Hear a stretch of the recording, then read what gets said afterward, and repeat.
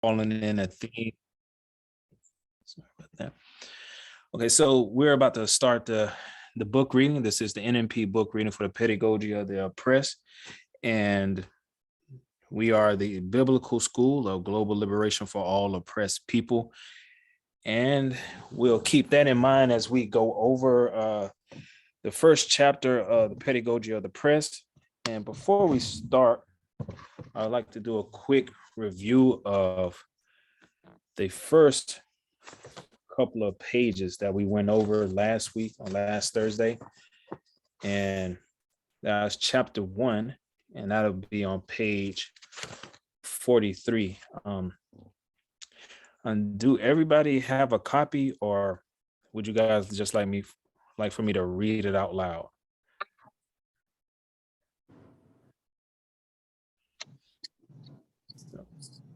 I have a hard copy. It'll probably be good to read it out loud as well for the video audio. Okay, that'll work. Okay, so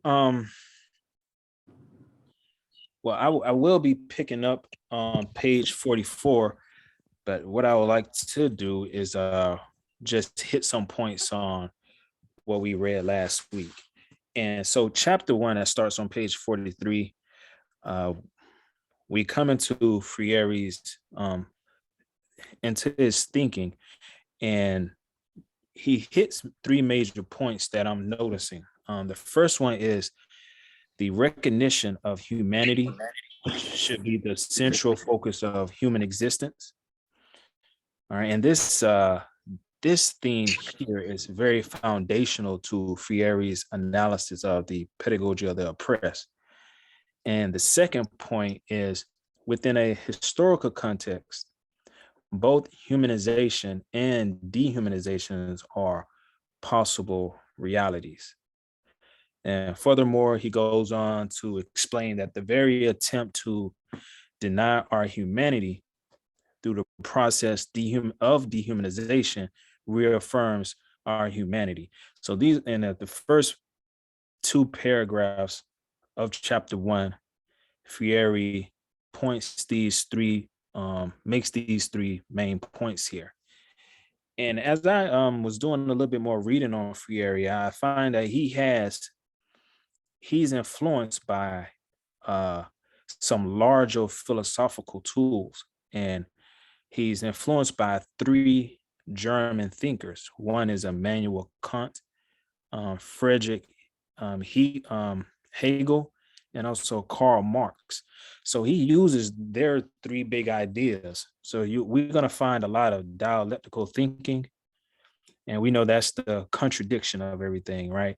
So Hegel brought this forth first with the master-slave dialectic, and as we'll see as it go on, we see that he bring in some of Marx, and we kind of know how Marx took Hegel's master and slave dialectic and brought it to the bourgeoisie, or came up with the bourgeoisie and the proletariat. Then we also have another big idea that Freire implements here, is the phenomenology from Immanuel Kant. And he speaks a little bit to him in the preface of the book. But so we can see that he's using 3 German thinkers, using their frameworks, and he's going to apply to his to help him create his framework, and he brings his portion to it, which is the oppressor and the oppressed, and the humanization and dehumanization of it all. And so let's see here. Now on page 44, I'm just catching us up here. We get introduced to 2 words, humanization and dehumanization. And right before we go into those definitions, I always, when I read, I like to really just dig into the words. And we see the suffix of ization, and many of us know already that the suffix ization stands for action, process, or result of doing. So this humanization is this process and action of becoming more human. And he characterized this so far in the book, in the early stage of this book, as yearning for freedom and justice, struggle to recover humanity, the emancipation of labor, overcoming of alienation, and affirmation of the individual. These are the characteristics of humanization. Then within the third paragraph, he goes into describing dehumanization a little more, and we find that it's injustice, exploitation, oppression, violence. And violence is not just the physical violence that, I guess the normal, we normally would think of. And it's the violence, it's a whole spectrum that he gets more into later on in the book. Then the last two characteristics of dehumanization is those robbed of their humanity and those who have robbed others of their humanity. So I want to pick up here on page 44, and this will be the fourth paragraph, and it starts with, because it is a distortion. All right. So it says, because it is a distortion of being more fully human, sooner or later, being less human leads the oppressed to struggle against those who have made them so. In order for the struggle to have meaning, the oppressed must not, in seeking to regain their humanity, which is a way to create it, become in turn oppressors of the oppressors, but rather restorers of humanity of both. And we did hit this last week, but as we can see, the oppressed in this struggle, and he defines the struggle as he defines it as one's attempt to overcome one's oppression. And there are some limitations of the struggle, and that's the oppressed cannot seek to oppress the oppressors. All right. And the task of the oppressed is actually to liberate themselves and liberate the oppressors, which we find here in the next paragraph. And it says, this then is the great humanistic and historical task of the oppressed, to liberate themselves and their oppressors as well. The oppressors who oppress, exploit, and rape by virtue of their power cannot find in this power the strength to liberate either the oppressed or themselves. Only power that springs from the weakness of the oppressed will be sufficiently strong to free both. Any attempt to soften the power of the oppressor in deference to the weakness of the oppressed also almost always manifests itself in a form of false generosity. Indeed, the attempt never goes beyond this.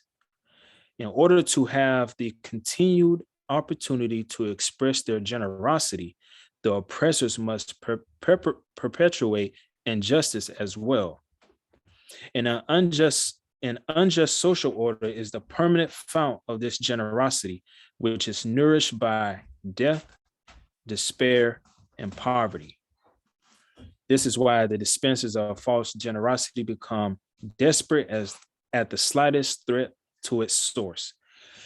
So that paragraph speaks to a lot. And what stood out to me when I was reading it was the first thing was the task of the oppressed, which is to liberate themselves and liberate the oppressors.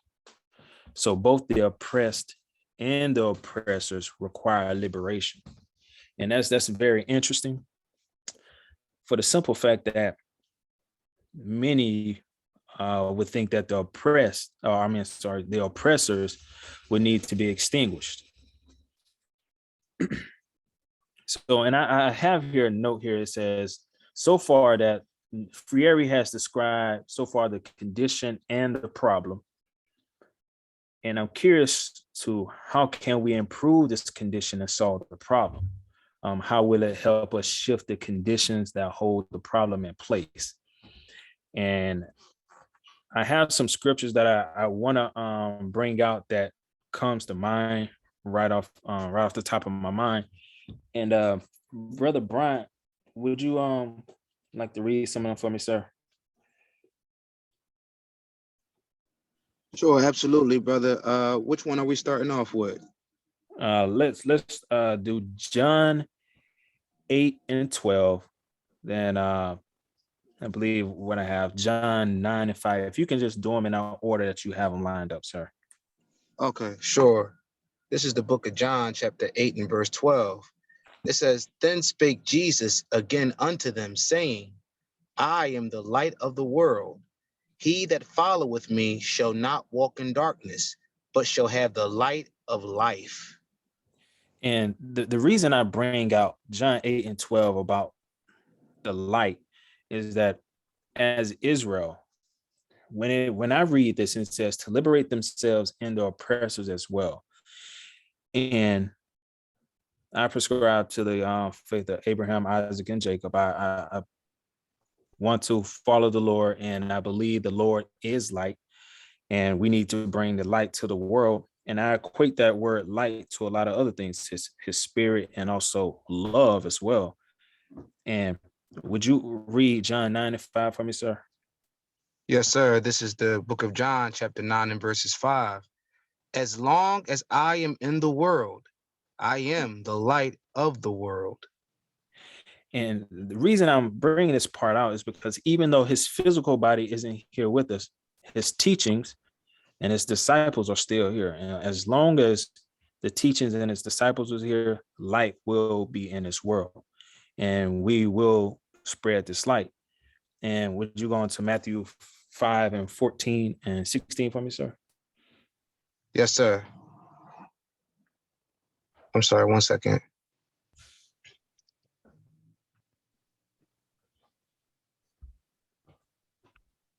I'm sorry, y'all, bear with me. Mm-hmm.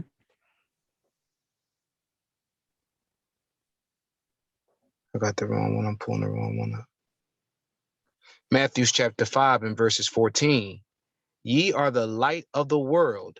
A city that is set on a hill cannot be hid. Matthew's chapter 5 and verse 16. Let your light so shine before men that they may see your good works and glorify your Father which is in heaven. And so when I'm bringing this out, because when I read those three scriptures back to back that way, it's Jesus gives us both a great compliment and a great responsibility when he says that we are the light of the world, because he claimed that title for himself as he walked this earth. So to me, this means we're not only light receivers, but we are also light givers. We have to have a concern that's greater than just ourselves. And we have to spread this light and this knowledge in a loving way. And I support that with the scripture that says that we should love ourselves as we should love our neighbors like we love ourselves. And if we are trying to liberate ourselves, and we love ourselves enough to liberate ourselves, and we're supposed to love our neighbors in that same manner, we then should want to liberate our neighbor. And our neighbor can be oppressed in my eyes, or they can be the oppressors. Because at the end of the day, we all are, our behaviors are shaped by the system. And the system is the larger issue here. And we shouldn't get caught up, or I feel I shouldn't get caught up on the oppressor when it's a larger goal. And we should bring this forth. So I support this by Romans 5 and 8, John 3:16, John 4:6. I mean, 1 John 4:16. And if you can read Romans 5 and 8, you don't have to read the other two unless you guys would like to hear it. But Romans 5 and 8 for me, brother. Sure. This is the book of Romans chapter 5 and verses 8. But God commendeth his love towards us, in that while we were yet sinners, Christ died for us.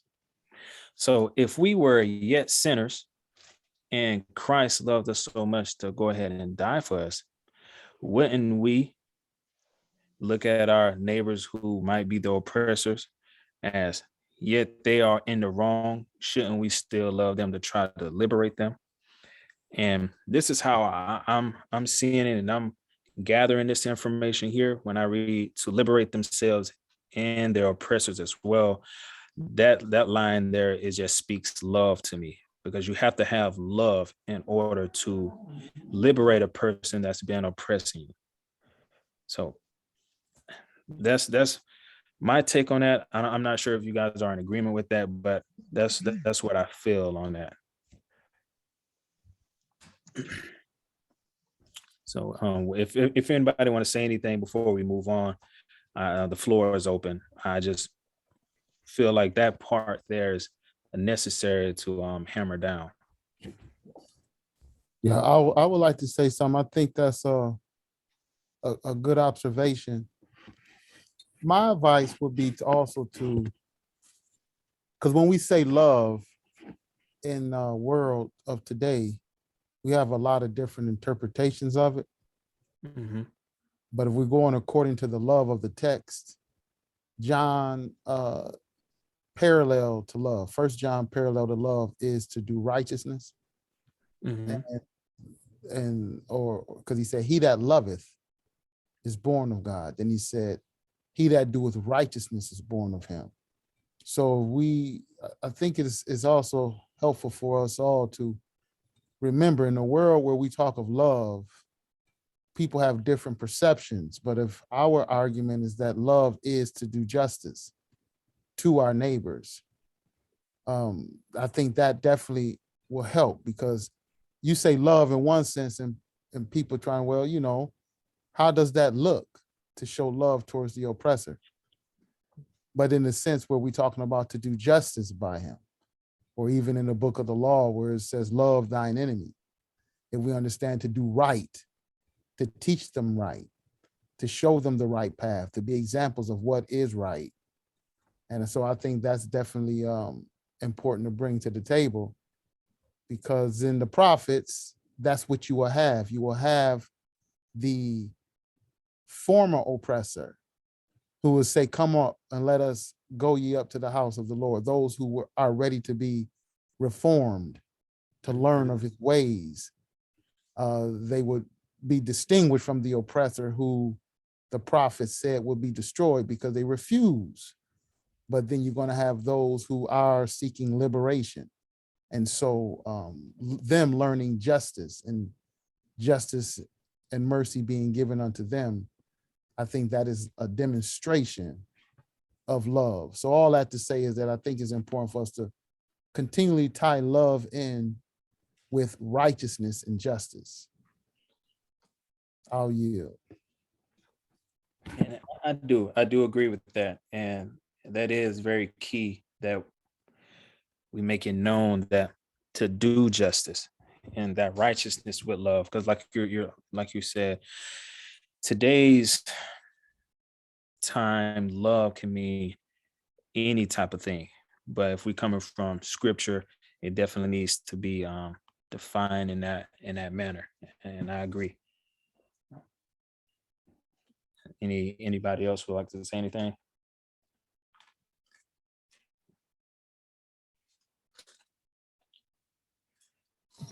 Shalom. Yeah, I was just gonna comment. I was having a conversation just yesterday about how, like, this idea of the oppressed needing to be liberated too. We were in a discussion talking about how people don't really understand why or how um, like the way that capitalism or the market operates is just unjust in and of itself. Like, for example, if you're speaking to a landlord, like, you have to really break it down to try and explain like why this isn't right. And like, it's such a normal thing in our society and in our environment that they need to be, essentially liberated as well from kind of being trapped in that indoctrinated cage that, is kind of that most Americans at least are just kind of stuck in, because that's the culture that we live in. And, landlord is just one example, but, as you try to explain why it's not just, this exploitation of wages, like you have to explain that, because people just think it's normal to make money off of other people, but they don't really realize that's what's happening. So that's what I was thinking of, this idea that the oppressors, they're in their positions, but they also need to be liberated, in the sense that they might not even be thinking or understand or have been, had the light shine in their eyes, so to speak, of what the truth of what it is that is going on here. I agree. The light definitely need to be spread, because many of us are in darkness, and I mean I can support that with Genesis 6:3, when the Messiah, or when the Most High said, "My spirit will not always strive with man," and we know what happened after that. Far as everybody else got flooded, I mean they drowned, and He saved Noah. The darkness is here, the light is here, and we have to continue to spread that light to help enlighten those, like you say, the landlords, because the oppressors, the their mode of thinking and being is so deep in all of us that, and he goes on to explain this in like the next two paragraphs will be, our next three paragraphs will be coming up to it here in a second. And but he goes through and explain it. And again, I agree that definitely the light need to be to be spread. And also in this paragraph, another thing that came to mind was Matthew 7:15, when it talks about the wolves in sheep clothing, and it comes to this false generosity. And I just noticed this here when Freire writes, it's probably like the third or fourth sentence here. It says, any attempt to soften the power of the oppressor in deference to the weakness of the oppressed almost always manifests itself in the form of false generosity. Indeed, the attempt never goes beyond this. In order to have the continued opportunity to express their generosity, the oppressors must perpetrate injustice as well. And an unjust social order is the permanent fount of this generosity. So, like he's saying, an unjust social order is the permanent fount of this generosity, which is nourished by death, despair, and poverty. And I was talking to my wife last night about this, and it's just interesting when you think of all the people that's what we deem as well, philanthropists and things like that. We have certain quote unquote nonprofits that help. They will show us, for example, kids in Africa. They'll show us kids in Africa that's very malnourished, barely any fat on their body. You can see the bones right up under the skin. The head is enlarged. They have deformities. They have flies flying around them. And to think that a person would grab a camera and record this poor human being, to record it, take it back to their studio, edit this footage, throw some sad instrumentals on there, put some words up there to try to pull on our heartstrings to donate money. And they're showing this child in this very deprived and destitute manner. Even that, in my eyes, is still violence. It's you're showing the human being in its weakest state, and what they require from us is money. And that's just such like a capitalist way of thinking, where we think if we throw money at a situation, it'll fix it, as if the money is going to stop whatever's causing that issue. Because people have been donating to these nonprofits for some time, and the issue is still there. The money don't clean the water. You know what I'm saying? The money don't put food in their body. And these kids are still, they're suffering at the hands of a system. And if we're going by this understanding of what Freire is saying, is that this is as far as their generosity will go, because they don't want to remove the system that keeps them in a position of power where they can continue to oppress others, but they'll make it seem like as if they care. And Matthew 7:15 speak out to me, because there's wolves in sheep clothing. You come as if you are there to help, but you just come there to, in whatever ulterior motives you have. You're not there to try to really fix that problem, because fixing that problem, you'll have to become one with the oppressed people there. You'll have to give up all your riches and actually understand and experience the world from their point of view. And that goes back to that the praxis, right? Where you have theory and you also have the action. And I look at it like, and I'll come to you right after this, Akish. And I look at it as a person can explain in theory what thirst is, what hunger is, and what pain is. But once a person experiences it for themselves, when they experience that thirst, that hunger, that pain, they get a whole different understanding of it. So it don't went from theory to a real life experience that shapes them to better understand the situation. And I don't see any of those people that's calling themselves philanthropists going through that to that extent. Go ahead, brother. You have the floor. That was a very well illustrated analogy you gave about the commercials that we've all witnessed at one time or another. And I agree, it's very violent, a very violent form of oppression. And then to walk away from that and to benefit and profit on a quote unquote nonprofit is very violent. But this is probably why Christ had the insight to say something like, the poor you will have with you always. Now, I'm under the impression that he didn't mean in the zenith of the kingdom, because the poor here are sustained. This analogy and this statement that Christ spit is sustained only because this same system, whatever name you call it, it could be mammonism, it could be capitalism, it could be whatever you want it to be, but it's the same system from generation to generation to generation. It never changes. We just accept to live with it. We claim that we want to change it. We speak ill of it, but we all function the best we can trying to get ahead in this system.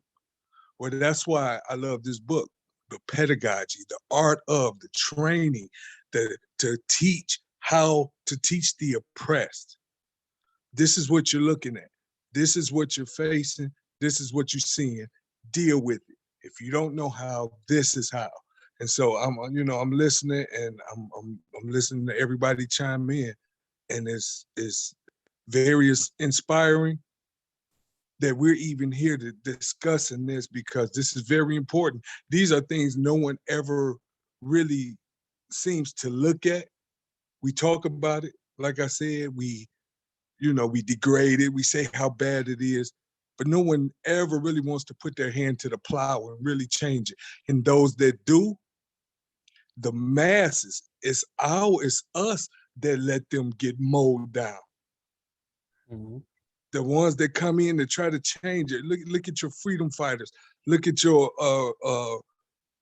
guys that have a megaphone screaming against oppression.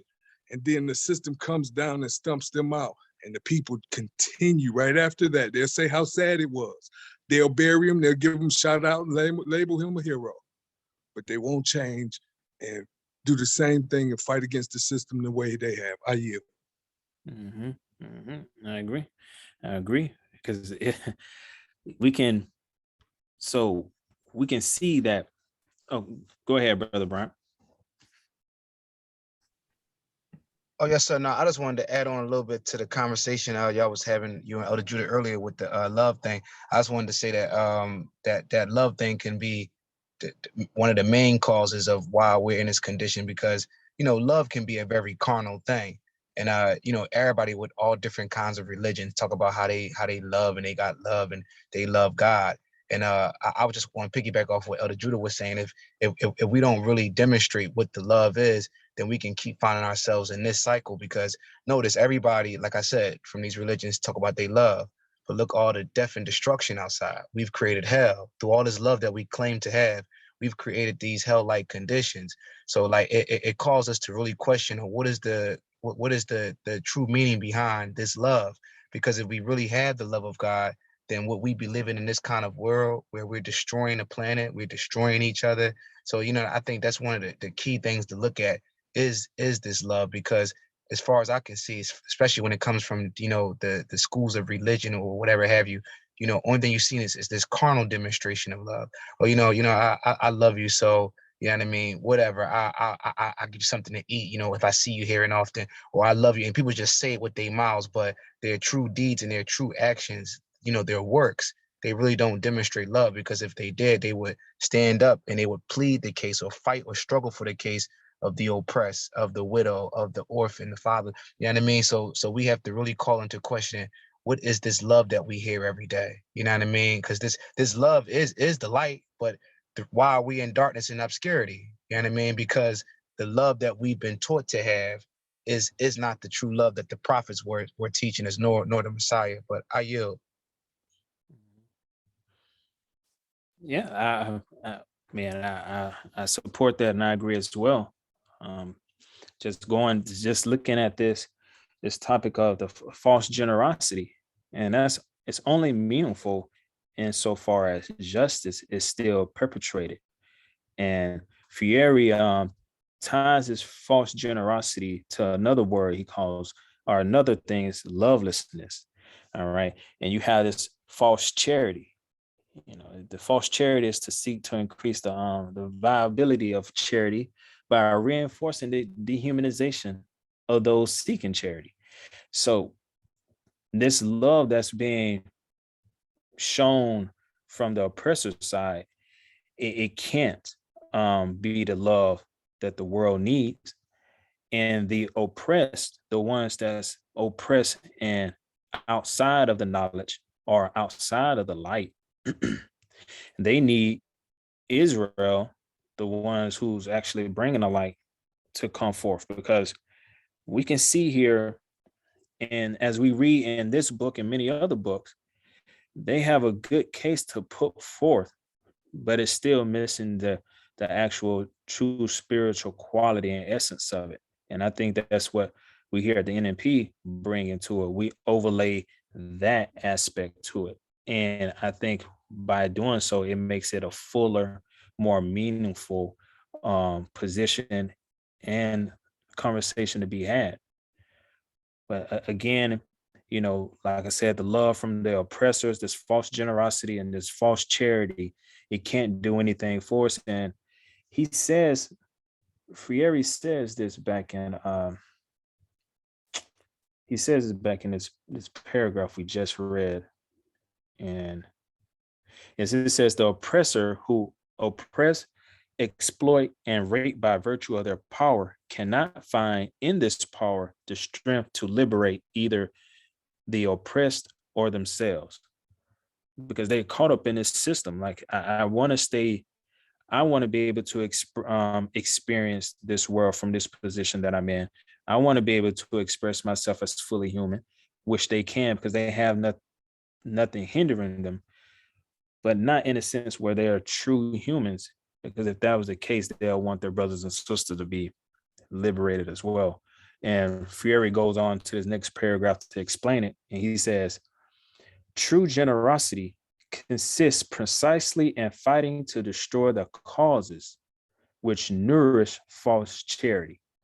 Again, he says, true generosity consists precisely in fighting to destroy the causes which nourish false charity. False charity constrains the fearful and subdue the rejects of life, to extend their trembling hands. True generosity lies in striving so that these hands, whether of individuals or entire peoples, need be extended less and less in supplication, so that more and more they become human hands which work and working transform the world. And so again, I take here that true generosity are it's only meaningful insofar as liberation is directed to overthrowing dehumanization and injustice. That's true generosity, because we're trying to do away with the causes which nourish false charity. All right. So it's this seeking to diminish the conditions wherein charity is valuable. And so the insight of the oppressed, I mean, he gives us an insight to the oppressed. It's this awareness of an oppressive society, firsthand experience with suffering, and understanding the importance of liberation. And I might say that wrong earlier, but it's the insight of the oppressed. The oppressed has this unique position where they have the awareness of the oppressive society. They have firsthand experience with dealing with it, and they understand the importance of liberation.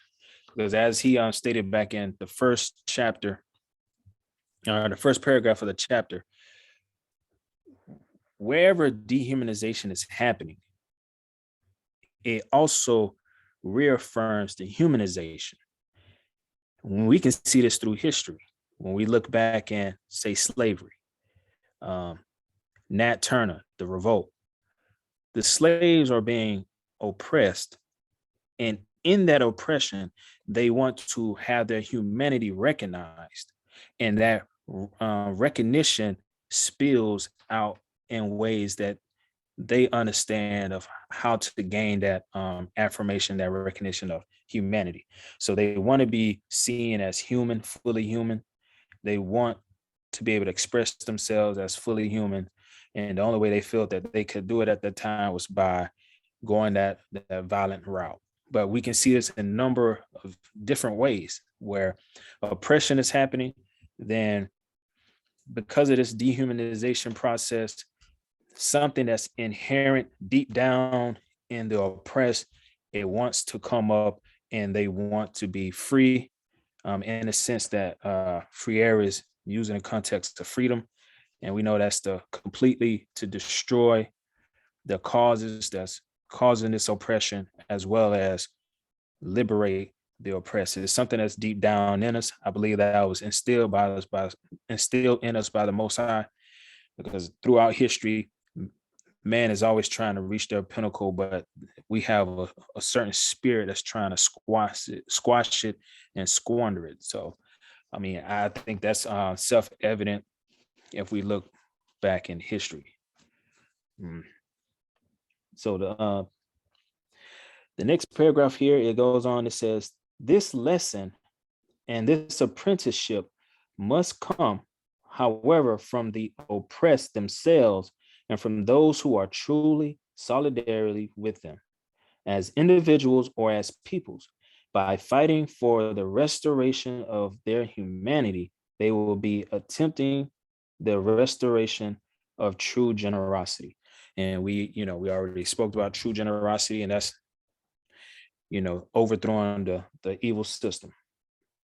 And it goes on to say, who are better prepared than the oppressed to understand the terrible significance of an oppressive society? Who suffers the effects of oppression more than the oppressed? Who can better understand the necessities of liberation? They will not gain this liberation by chance, but through the praxis of their quest for it, through their recognition of the necessities to fight for it. And this is the oppressed understanding their why. And they're understanding their why, they're acting on that why. And through their actions, they're gaining information, reflecting on it, That goes back in, and it goes back to empower that why and to increase the intelligence of that group. And they're going back at it again until they reach this pure liberation. And it goes on to say, and this fight, because of the purpose given it by the oppressed, will actually constitute an act of love, opposing the lovelessness which lies at the heart of the oppressor's violence. Lovelessness, even when clothed in false generosity. So we understand that what that false generosity is. They want to give like a little help, but keep the system in place so they can continue doing that false generosity. And I'll stop there if anybody else want to chime in before we go on to the next few paragraphs here. Yeah, I would like to say something about the false generosity. Mhm. I think that's something definitely should be analyzed and given as an examples for liberating. So a couple of examples I could think of is the like as an example of, okay, you have corporations that manufacture foodstuffs. These corporations who manufacture foodstuffs, they will have food drives, or they will be behind food drives. You may go into your grocery store and you want to donate, they say donate money. And then the corporations will match you. And this will help feed families. Now, they created the condition of scarcity that the families are hungry already. So this is the example of the false generosity, and how their generosity is really just realized just from a condition in which they created themselves, speaking of the capitalist class. So they created this condition where there's scarcity. And then they will be so-called philanthropists or generous and having a food drive or matching donations from other people for food. But yet the purchase of the food will be with those same corporations. So if you get a stock of Campbell's soup, it's the Campbell's Corporation.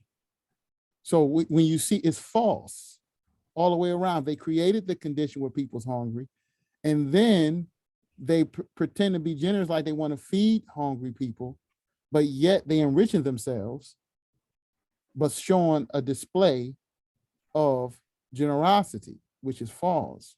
Then you have another one where the second I would say is the idea of you have homeless people, but the capitalist class created the homeless condition, but yet they will donate for affordable housing, or they will donate to have structures built for homeless people.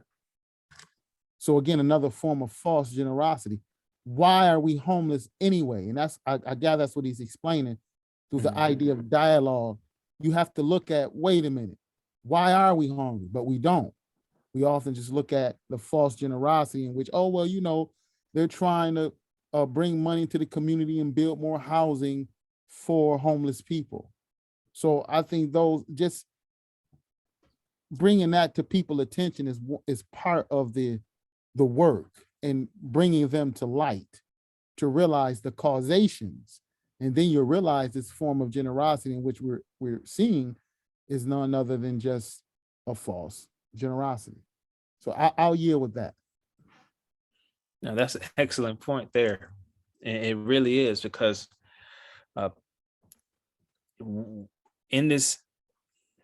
today's time, many of us, or the masses, are okay with just treating the symptoms and not really getting down to really curing the problem or removing the thing that's causing it. Like, why do we have homeless people anyway?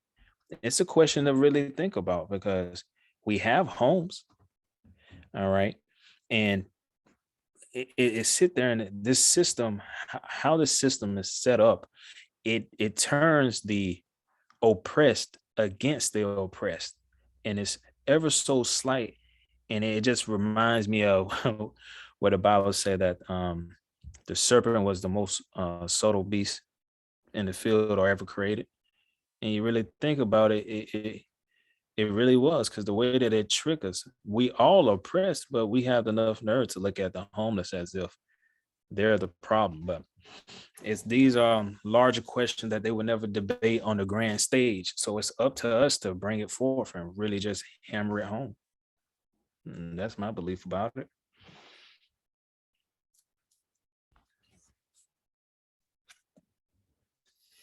Okay, and if there's no one else, I'll go ahead and move to this next paragraph here.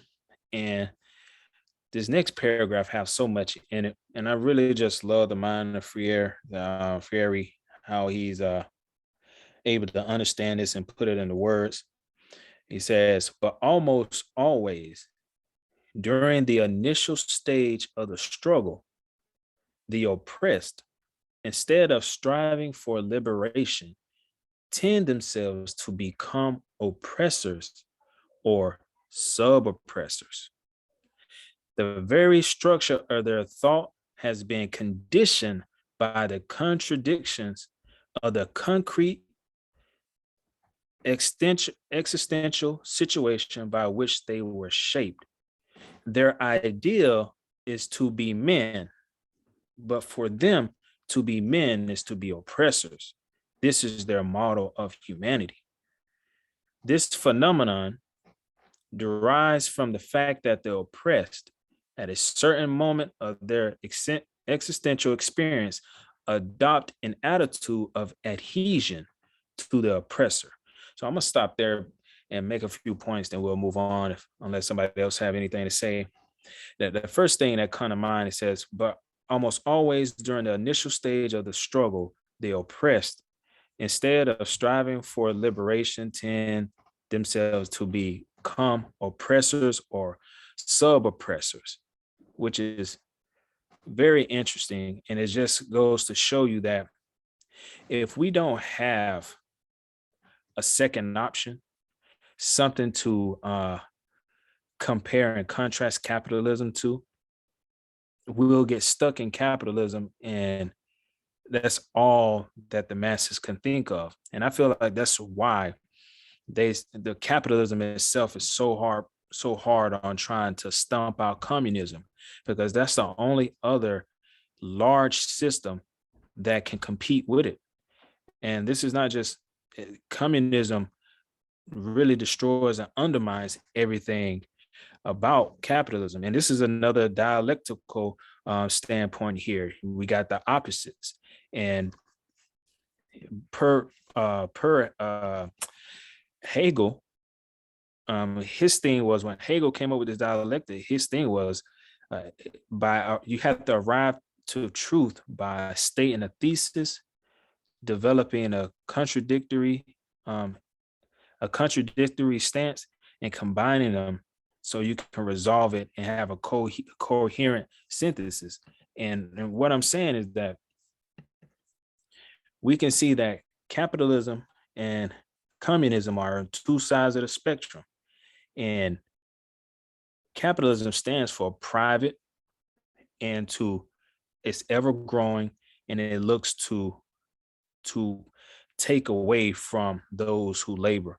Whereas communism stands on the other side. Everything is public.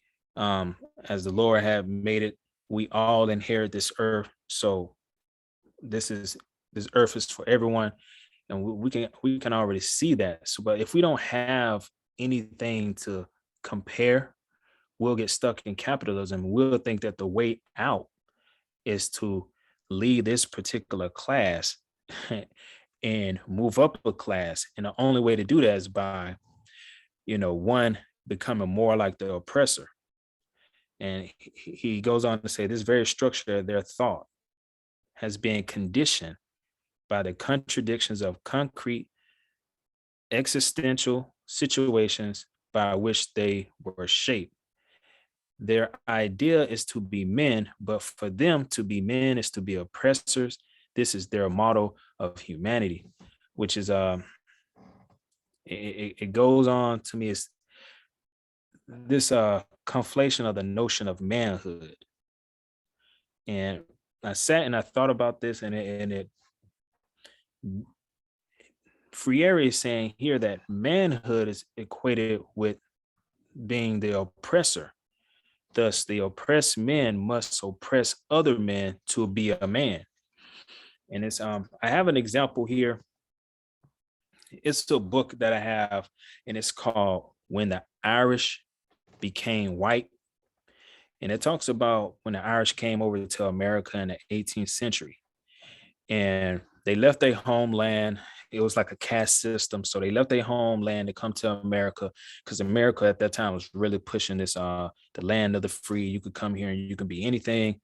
And when the Irish came here, the Brits, the British Americans, or the people that came over here for the 13 colonies, right? The people that was already here, they oppressed the Irishmen that came here.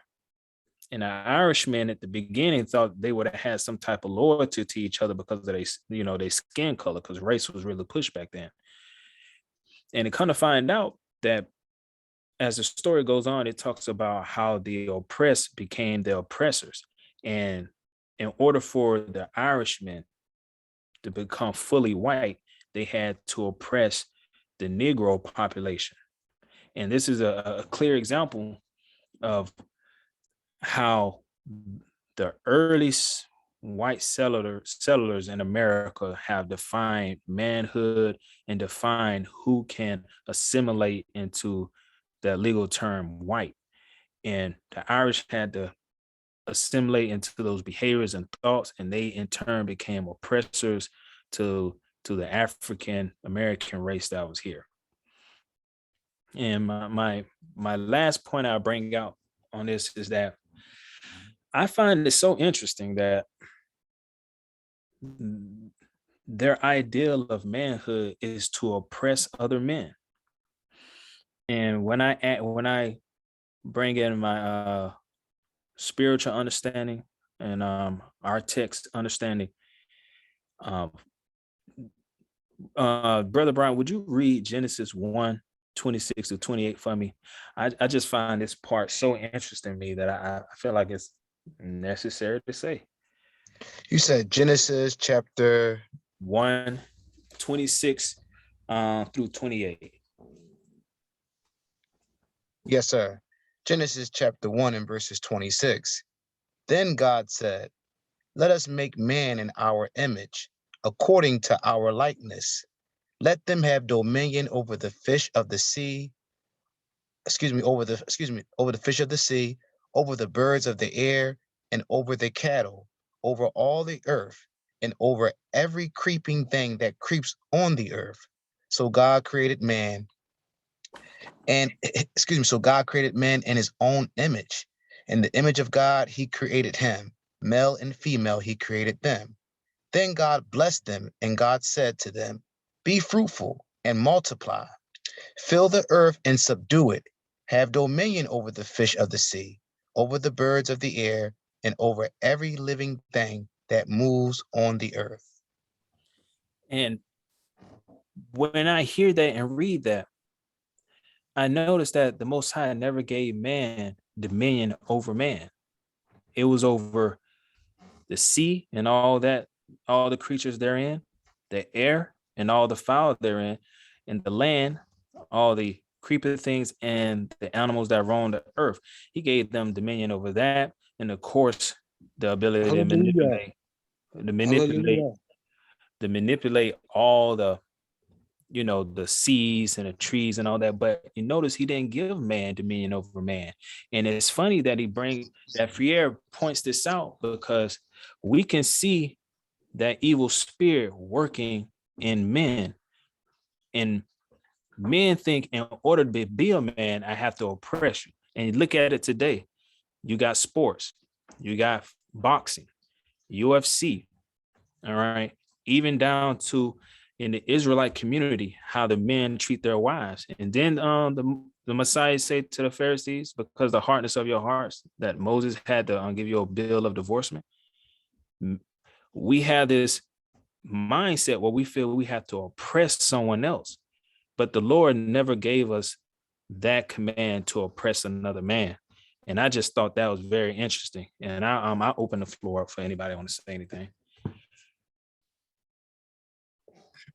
Yeah, you see that often too, especially in the urban community, you know, and you see it promoted in like music and entertainment, where the more a person owns, you know, like you hear a phrase of people saying in the urban community, I'm a boss, you know, or I'm a baller, you know, which is equal to an oppressor, because the idea is I own this, I got this amount. And it's not that you have a lot of money alone, but it's also you're able to make moves, you're able to be a shot caller, you're able to be the one who everybody looks up to, and so on and so forth. And the practice is, like we see it all the time. You see guys ride these $60,000 vehicles with these $15,000 rims, but they ride through the poor neighborhood, you know. And the whole idea is, you know, because you hear it come out of their mouth, man, all y'all such and such, y'all broke. You know, I'm this, I'm that. You know what I'm saying? I'm the one running these streets. I'm the one that's the most. And the idea of it is that is portrayed as a real man. So you'll hear artists that'll say things like, all I had to do, you know, I didn't have this, that, and the third. All I had was the drug dealers, the pimps in my neighborhood. And that was an image of manlyhood to them, because they didn't necessarily speak about the crimes they were doing, but it was that they had this. They were able to make this change. They had people working for them. You know, I even hear cases where the guy who's working for the quote unquote urban boss, if you will, he's looked at in a sort of disdain, like, oh man, you know, man, you just a worker, or you just a shooter, or you just this, that, and the third. You know what I'm saying? I'm gonna talk to your boss. You see that a lot, you know, in the urban world, like I said, with this idea that you are not a man, or whatever they define a man is, unless you are the one running it. And I think that's a true statement that he said concerning. Because I wanted to bring that up because you see that like in real time almost every day, you know.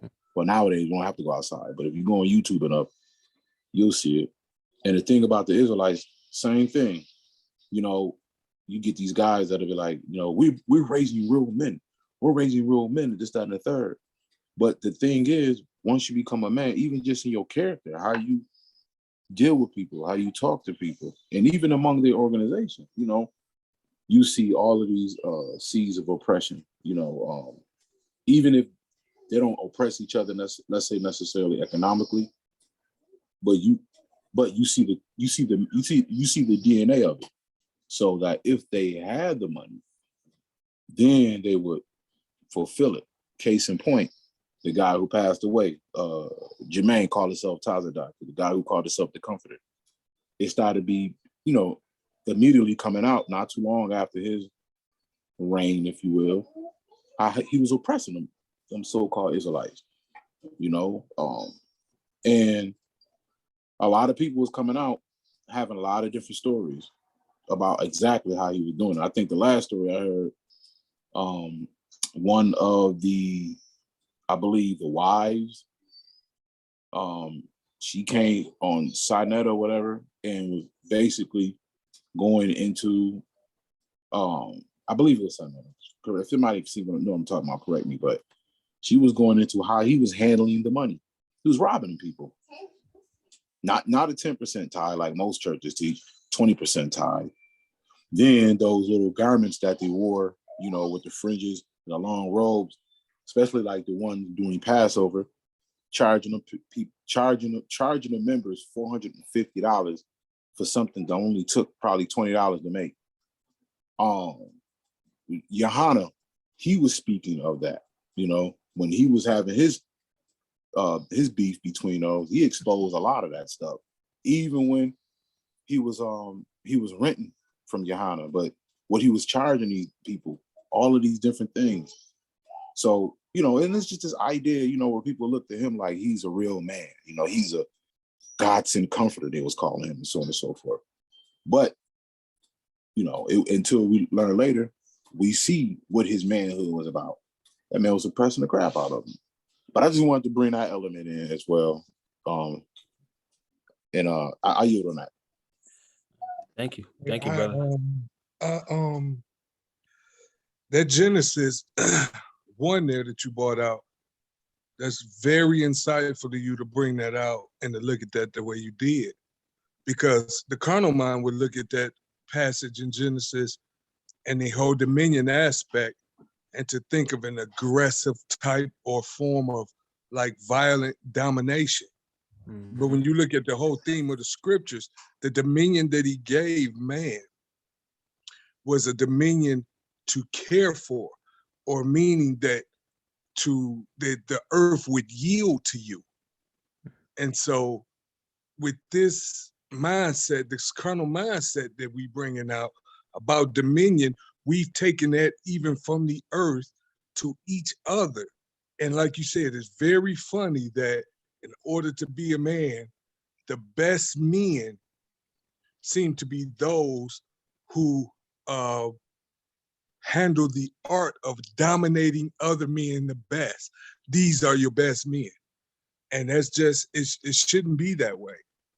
And we have to, we need this pedagogy, because we need how to be taught how to come out of that mindset in order to really function on the plane in which the Messiah was bringing forth to all humanity. You have to get rid of that, throw that away. That domination is not a violent overthrow. It's not an oppressive rulership over. It's equity and justice, the promise to Abraham. I yield on that. I mean, I agree. That speaks to what you and Brother Nashawn was saying. That goes to the term he says adhesion.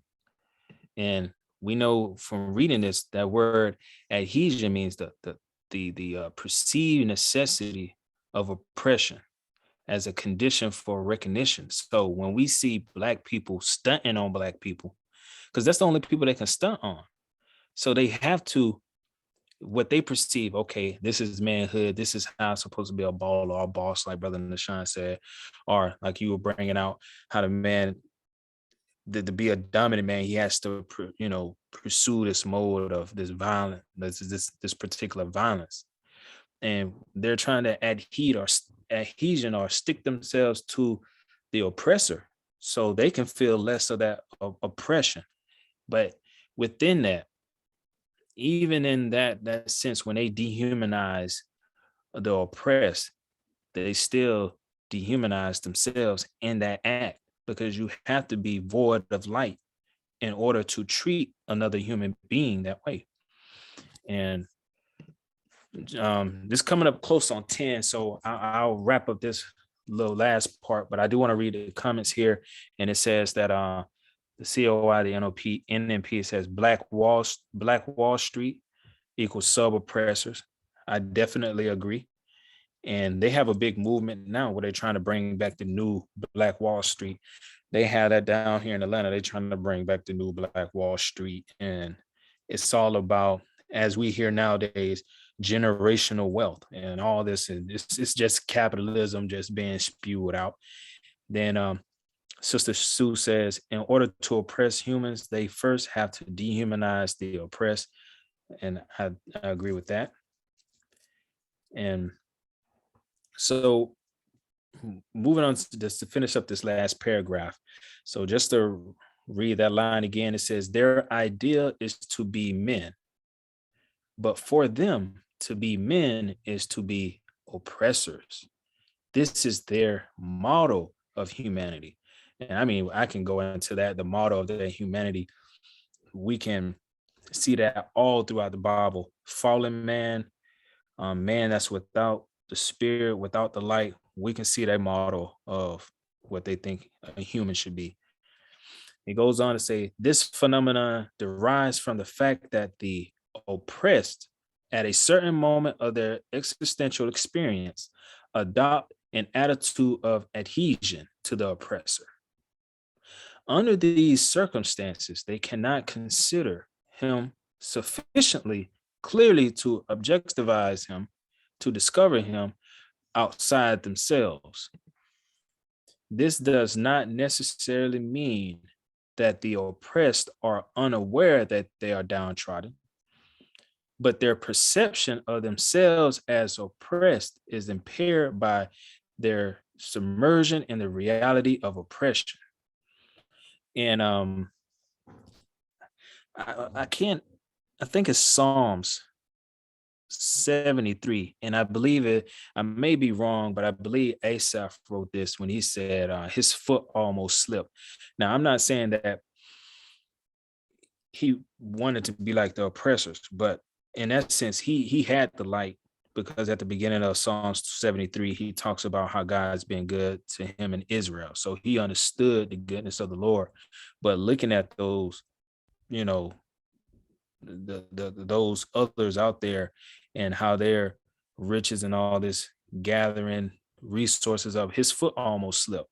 But here we can see that many of the oppressed feet slip plenty of times because they want to become, and we just gave plenty of examples of that prior to this point. Their feet are slipping every time, and they want to be closer to the oppressor because they believe that's the way to freedom.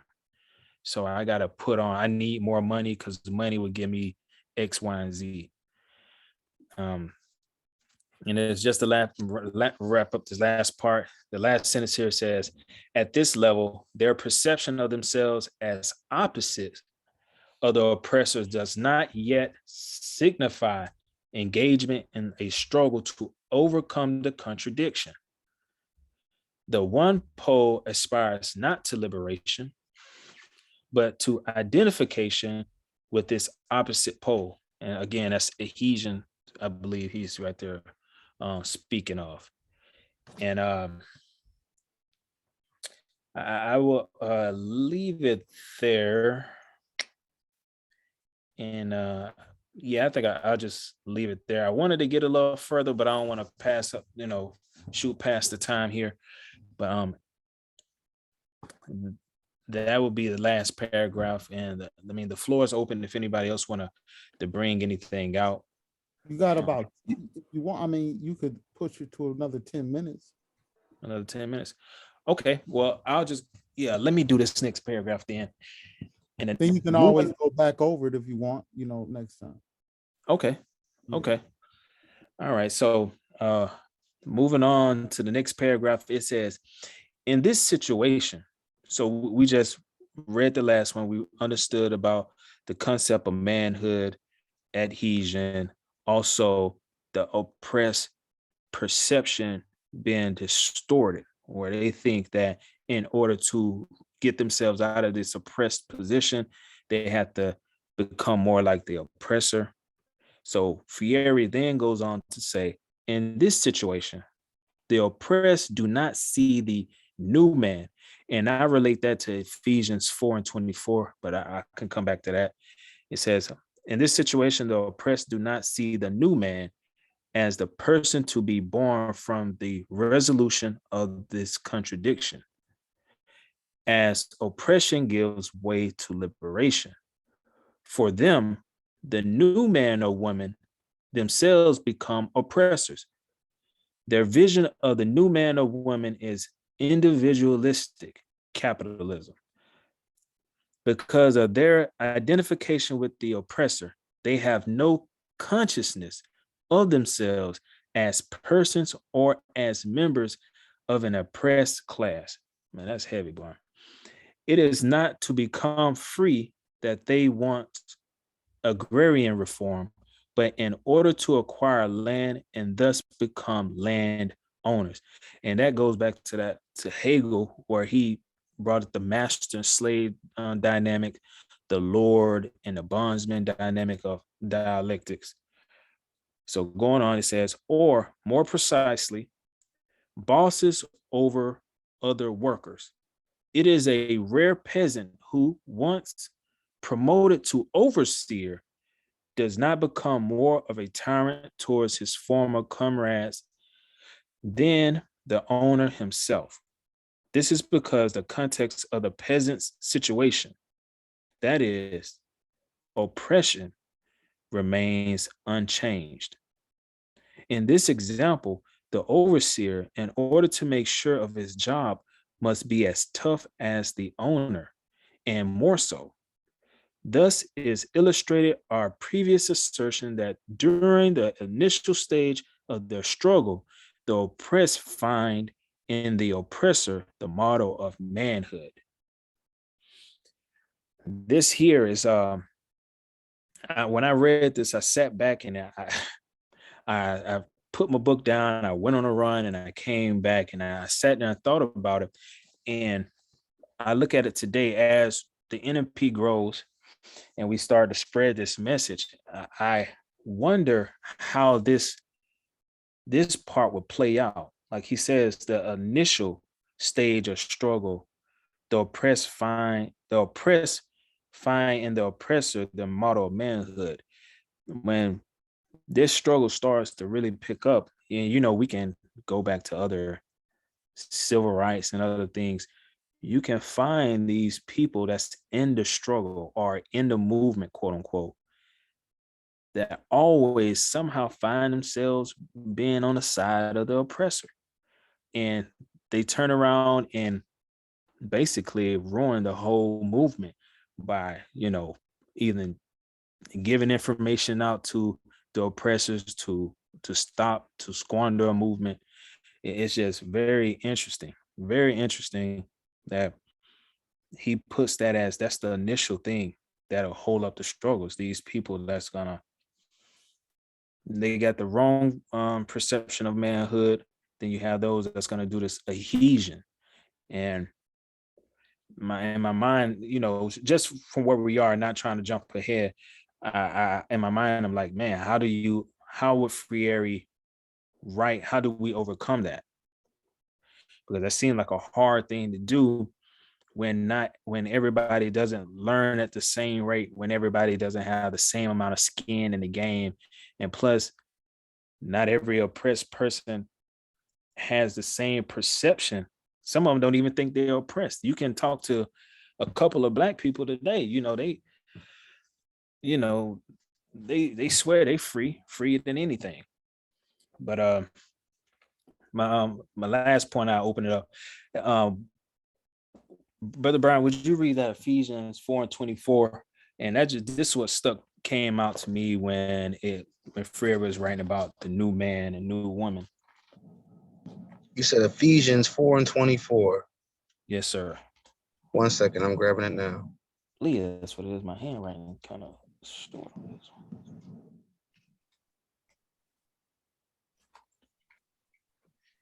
This is the book of Ephesians chapter 4 and verses 24.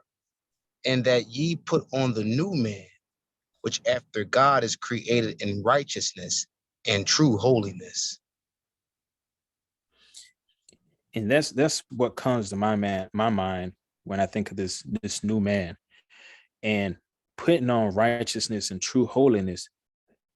With that, the model of manhood from this book is what it's stating so far will dissolve if you had it in the first place, but it will dissolve and you become this person who's intricately and intimately tied to this to the cause of bringing justice and judgment, the promise of Abraham. You're gonna be on the side of the oppressed and help with the oppressed lead to this liberation, and in doing so trying to bring over those oppressors who understand the message, hear the call, and we're going to liberate everybody because we're going to do away with the system. And I believe it's in Second Esdras. It says that the end of Esau is the beginning of Jacob. And if we look at that in this sense, that this current world is Esau, this material world, capitalism, these ideologies that goes against the Most High, all this will be done away with. So the person that's coming into when Jacob is ruling has to be a new man, a new woman. They have to have a new understanding. They have to gain this understanding by, coming through those gates are coming through Israel. So that's what I see or what I understand when I read this, and I open up the floor with that. Oh, good, good. You had mentioned that slide. You gonna do it this week or next week? Oh yeah. Let me put that up right now. Give me 1 second. Okay.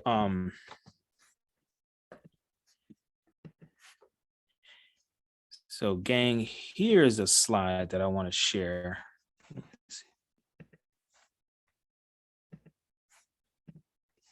So are you able to see this here? Yes. So I love this thing called systems thinking, and it talks about how behaviors are changed and how you can shift behaviors. And when I have a book about systems thinking and mental models and all that, and when I came across this, man, I was just floored, because Fieri talks about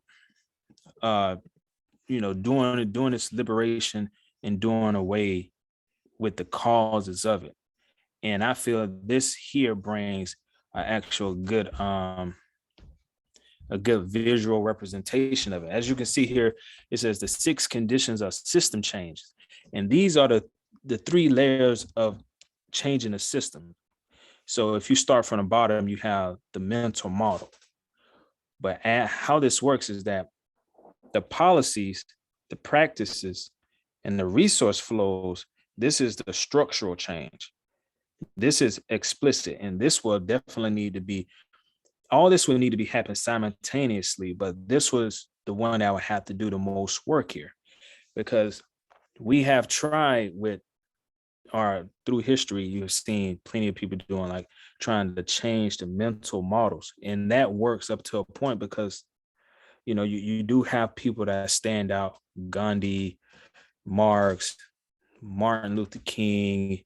You have Panthers. You have these people that come out to push these mental models forward, but it seems that they keep getting silenced. And this brings me to this point here: this structural change, these policies are in place. These policies will need to be changed, and we're learning these policies, like when we go through Leviticus, when we go through I say middle Exodus on. You can see some of this in Numbers, definitely a lot of this in Judges. We see some of these policies and practices that Israel will have to bring to the world. And I think a resource flows that how Israel will move these resources about, because we know that pretty much everybody going to bring the resources to Israel. Then it goes on to, after we work on structural change, we have this semi-explicit, this part in the middle, which is very hard to change, because the oppressors really rule this area here.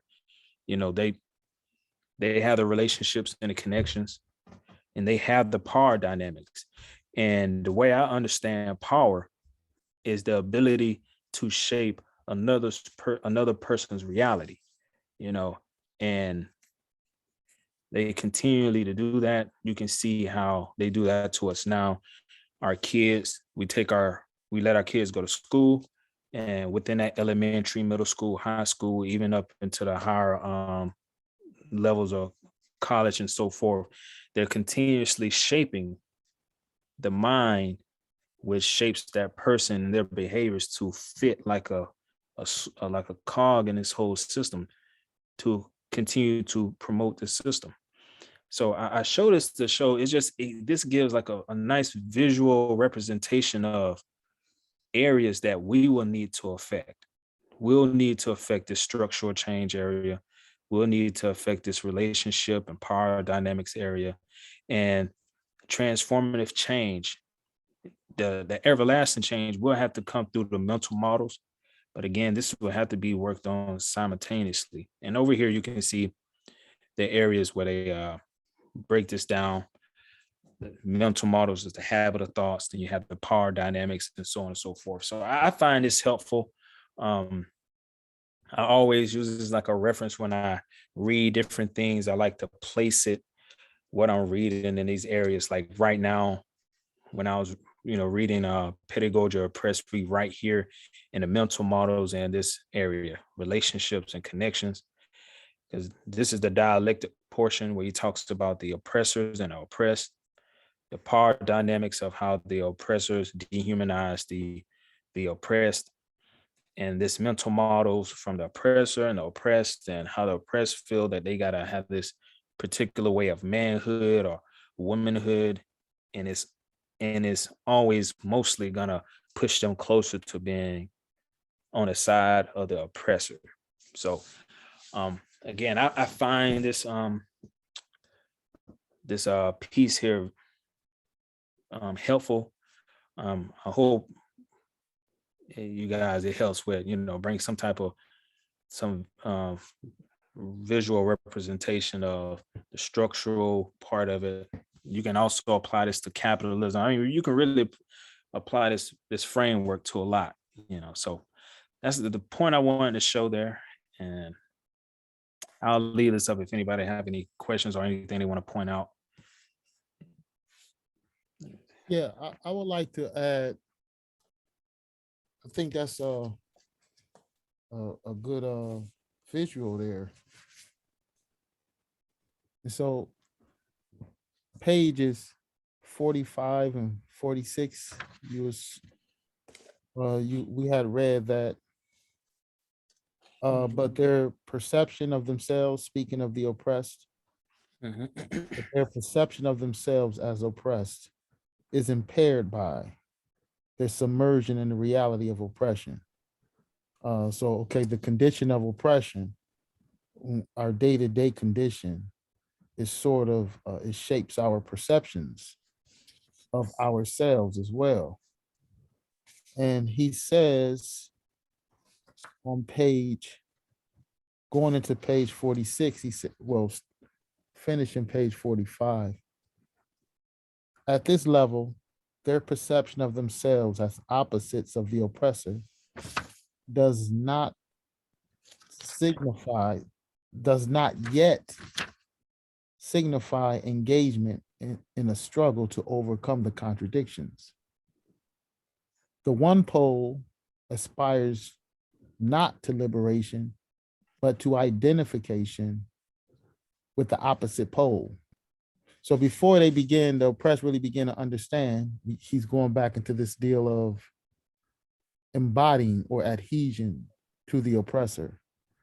And it appears it's a common theme.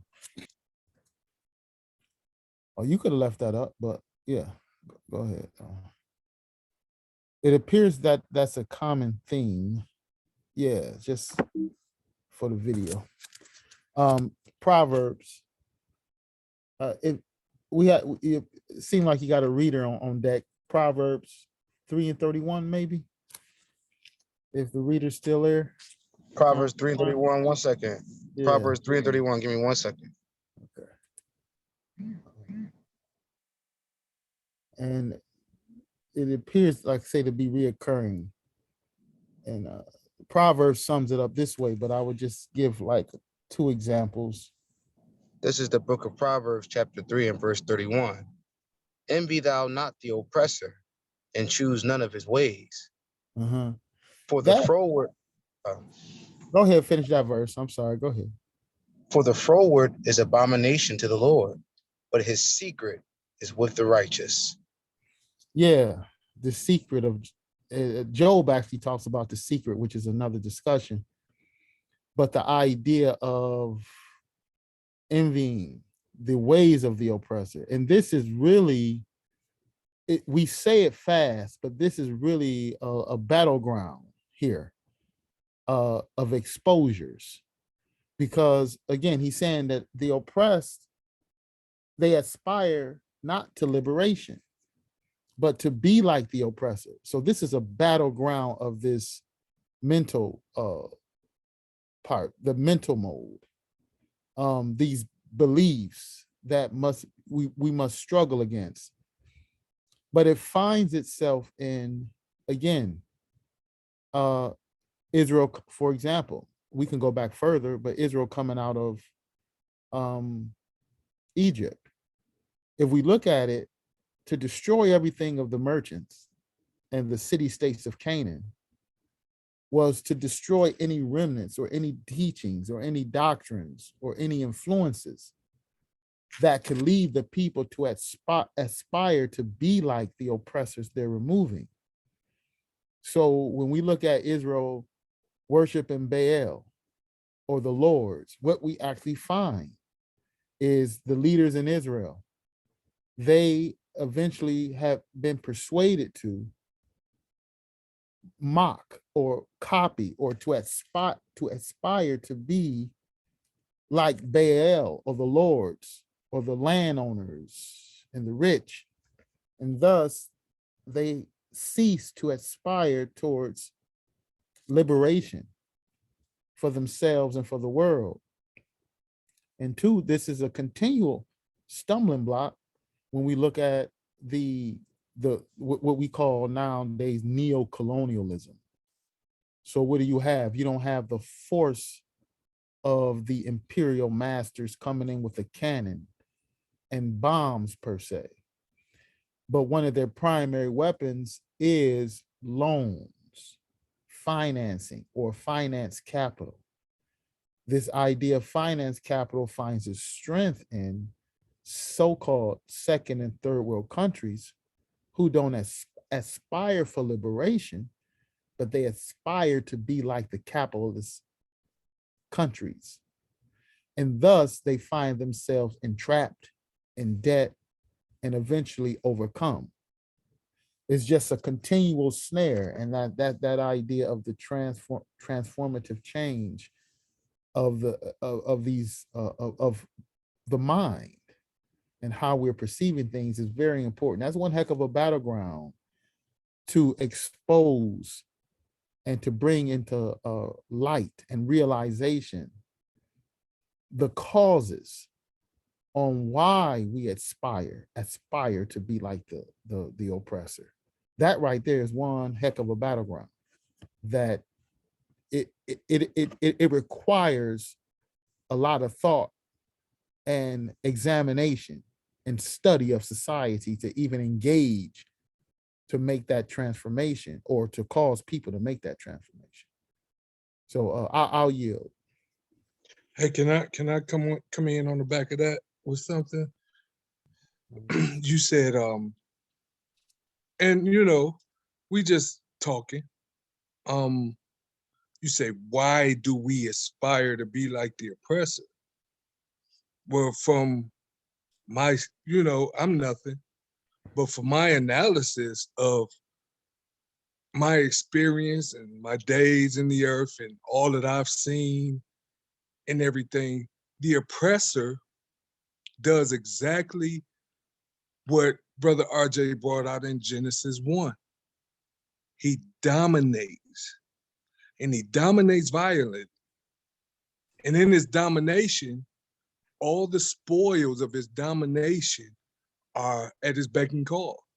And everyone wants that, it seems. For instance, like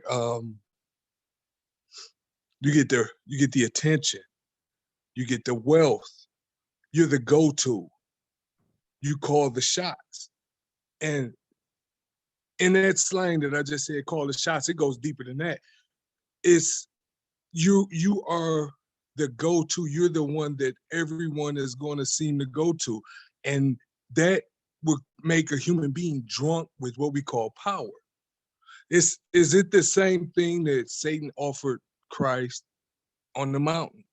If you bow down and worship me, all these things will I give you. Well, every time, I was talking to my friend about that very passage there one day, and he said that, and I told him, I said, many read that passage and think that Jesus was only required to bow down right there and worship him in that instance.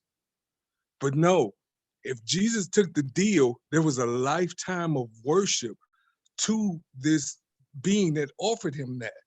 And as we see, this is a lifetime deal of becoming this oppressor, ruling, everyone coming to you, beckoning, everyone at your beck and call.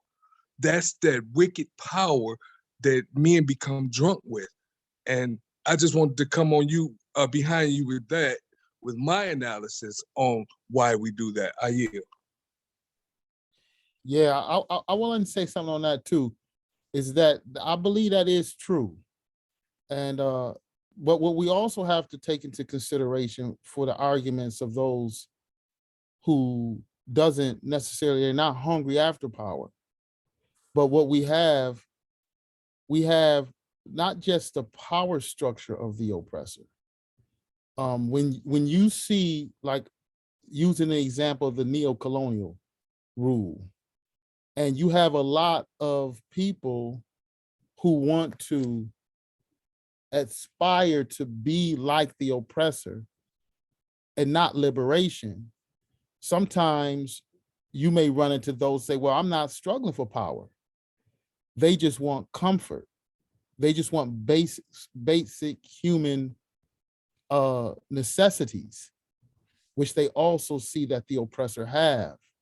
And sometimes they don't know that there's another way to get it other than following his method.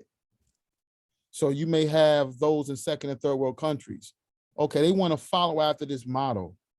Or you may have business owners. They're not necessarily, you ask them, they're not necessarily greedy. They don't really want power, but yet they want this, what they understand, freedom or comfort. And needless to say is that in order for them to obtain it, the only method is to go through the capitalist mode, because that's all they know. So therefore, as Lenin and them, they will argue, even the capitalists are somewhat drawn. Not all of them, but some of them are actually drawn against their will into this chaotic society or system.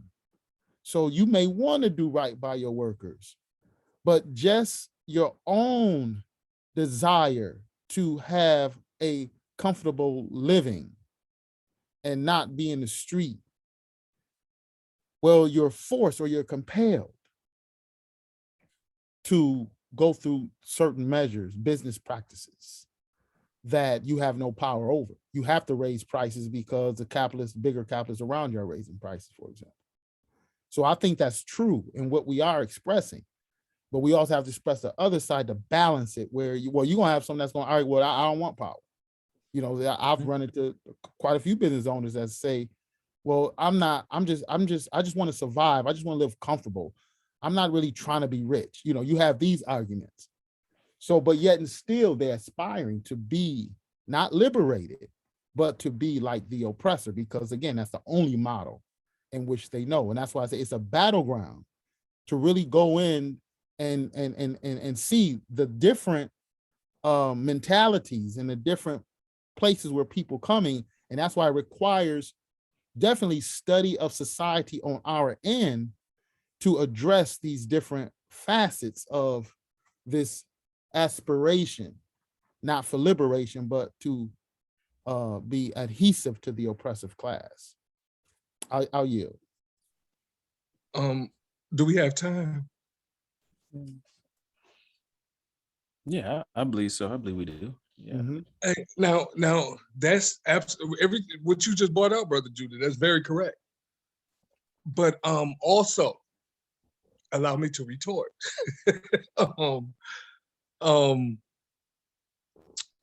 This is why the scriptures say that the serpent was more subtle than any beast of the field, and why the Most High always throughout the scriptures told the children of Israel, don't even touch it. Go in, slay it all, kill all of it. Don't touch it, and basically saying, don't even touch it. Because exactly what you just expressed occurs.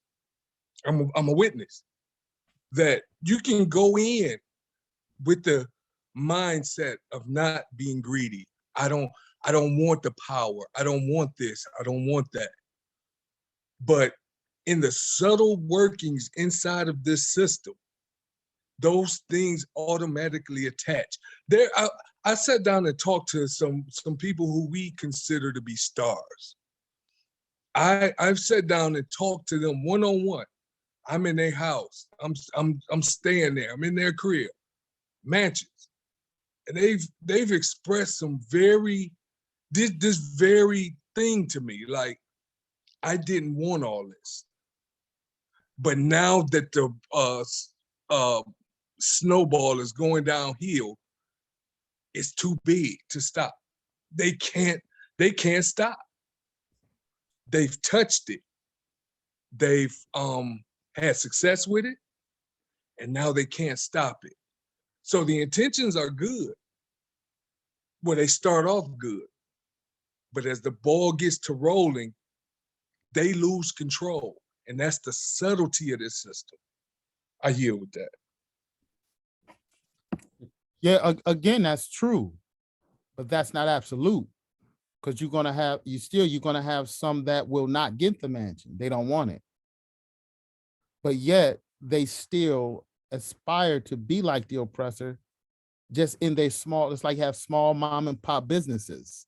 So what you're saying is true, but what we also have on the other end is that everyone won't be like that, and so we have to be careful when we're approaching it that way, because some would exclude themselves. Then I'm not trying to be like that. So then they might not recognize that they are aspiring to be like the oppressor. So that's why I'm saying it's a battleground to go in to show the intricacies on all levels. Whether now you done made it big, and now you done taste it, you don't want to lose none of it now. But some don't even do that far. They don't even go that far. They maintain a certain level, but yet they still have to practice certain exploitive or oppressive measures for even the level they're at. And they don't want to go big. I remember some like brothers, elders from the islands, he said their cliche was, the higher a monkey climb, the more he's exposed. Now, these were entrepreneurs, these men who have their own businesses, and they're saying they don't want to go that far high, that far up. So even on their level, though, they still have to practice a form of the oppressor-like practices, yet and still. So that's why it's important for us to first analyze, like what Paul say, be all things to all people. We have to realize that, okay, yeah, that's one aspect where some make it big, and now it's hard, and a temptation, they go more and more. But then you have some that's not like that. So again, now those who feel, hey, I don't want all that, to feel they excluded could be deceitful to them, because they still have the same practices. So it's necessary for us to go and look at the ABCs of the practices to see that it's consistent, whether you're making $500,000 a year or whether you're making $1 million a year. If the methodology or the mode of your action is still oppressive like, then you still fall under that banner, whether you're rich or not. And that's the important part as far as when we address the public. I'll yield. I very much understand, sir. Thank you.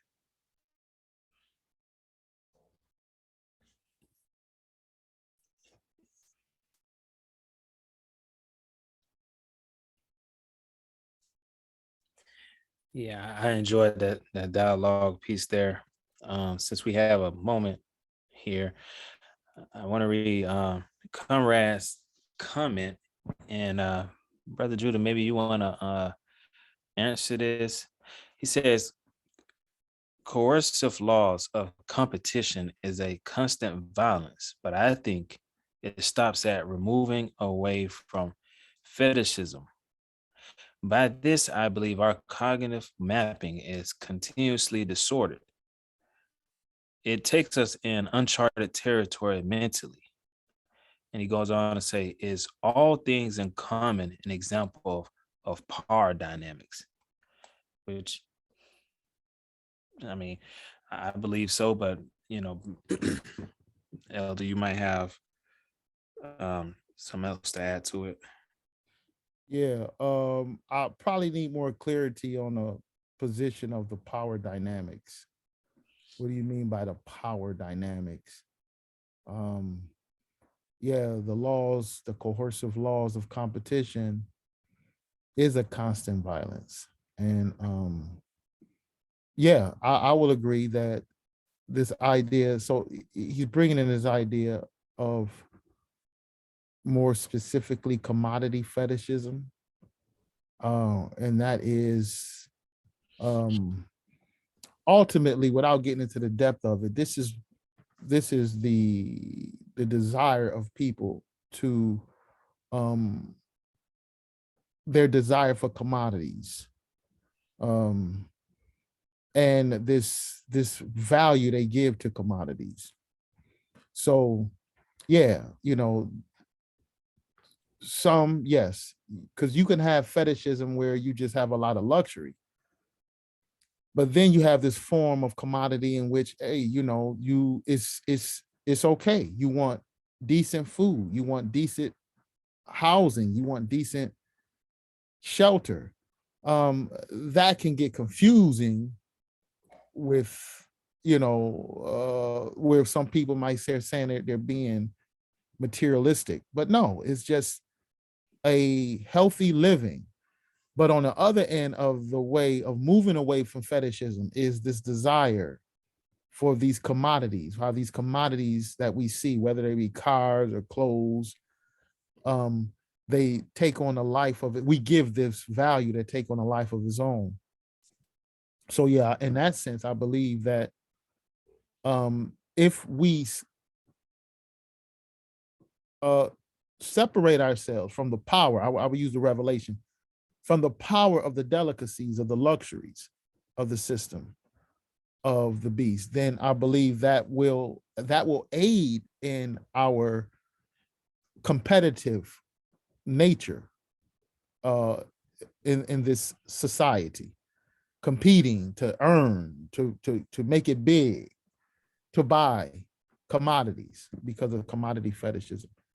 I will agree with that if what I'm saying is clear, if I understand the question correctly, or if what I'm saying is clear for people listening. If not, just tell me.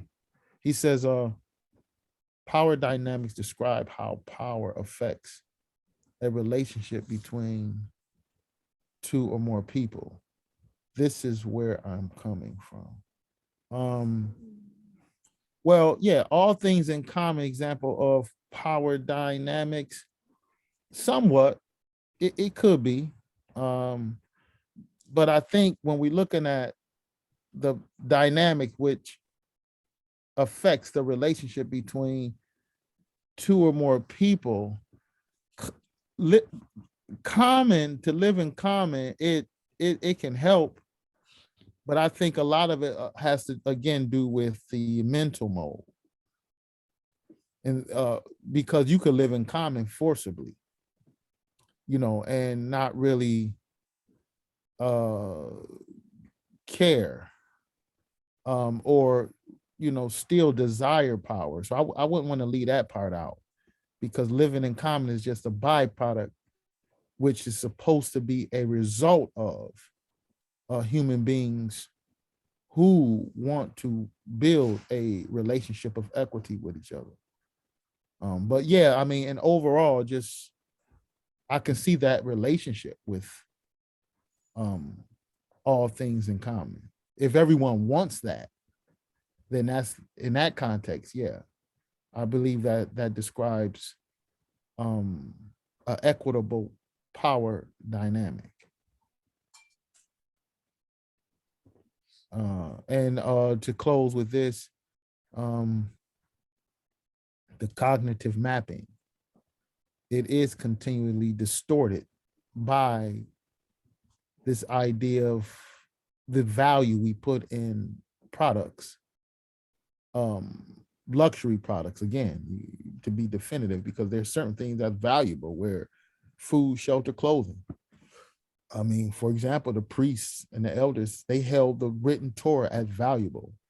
So, but we're not speaking in that context. We're speaking in the context of this fetishism of these commodities that cause people to compete just for the luxuries. Or I believe Revelation 18:3 somewhat describes what the comrade is putting here, the power of the luxury, of the commodity in which it possesses or which we give to it. So if I understand you correctly, hopefully I answered it clearly, hopefully. I'll yield.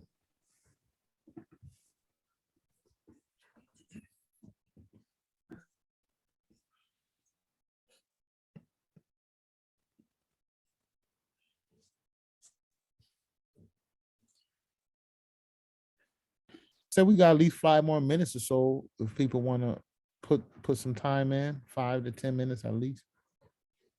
They want to add to the discussion.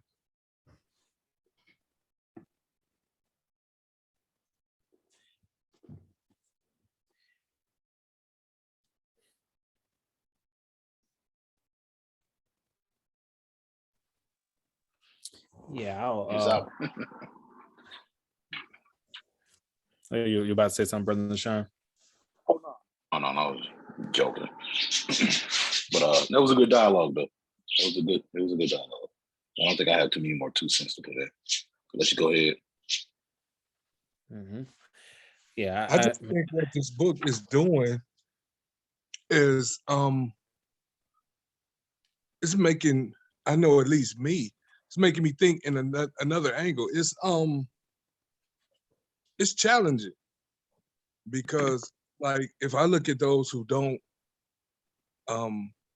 adhere to Torah or scripture, it can apply to them as well because it can also be used tangibly as a tangible resource to really change your surroundings or whatever. But for us that obey and adhere to Torah and scripture, it really is challenging me in whole nother area that we touched and that we've discussed, but now we're actually studying it, and that area is making me think in that realm. And I like a challenge. So yeah, that I yield.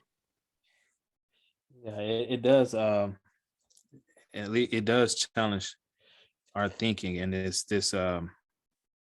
As he gets on, I didn't make it to the point. He gets into a prescription, and he bring out some other terms and concepts.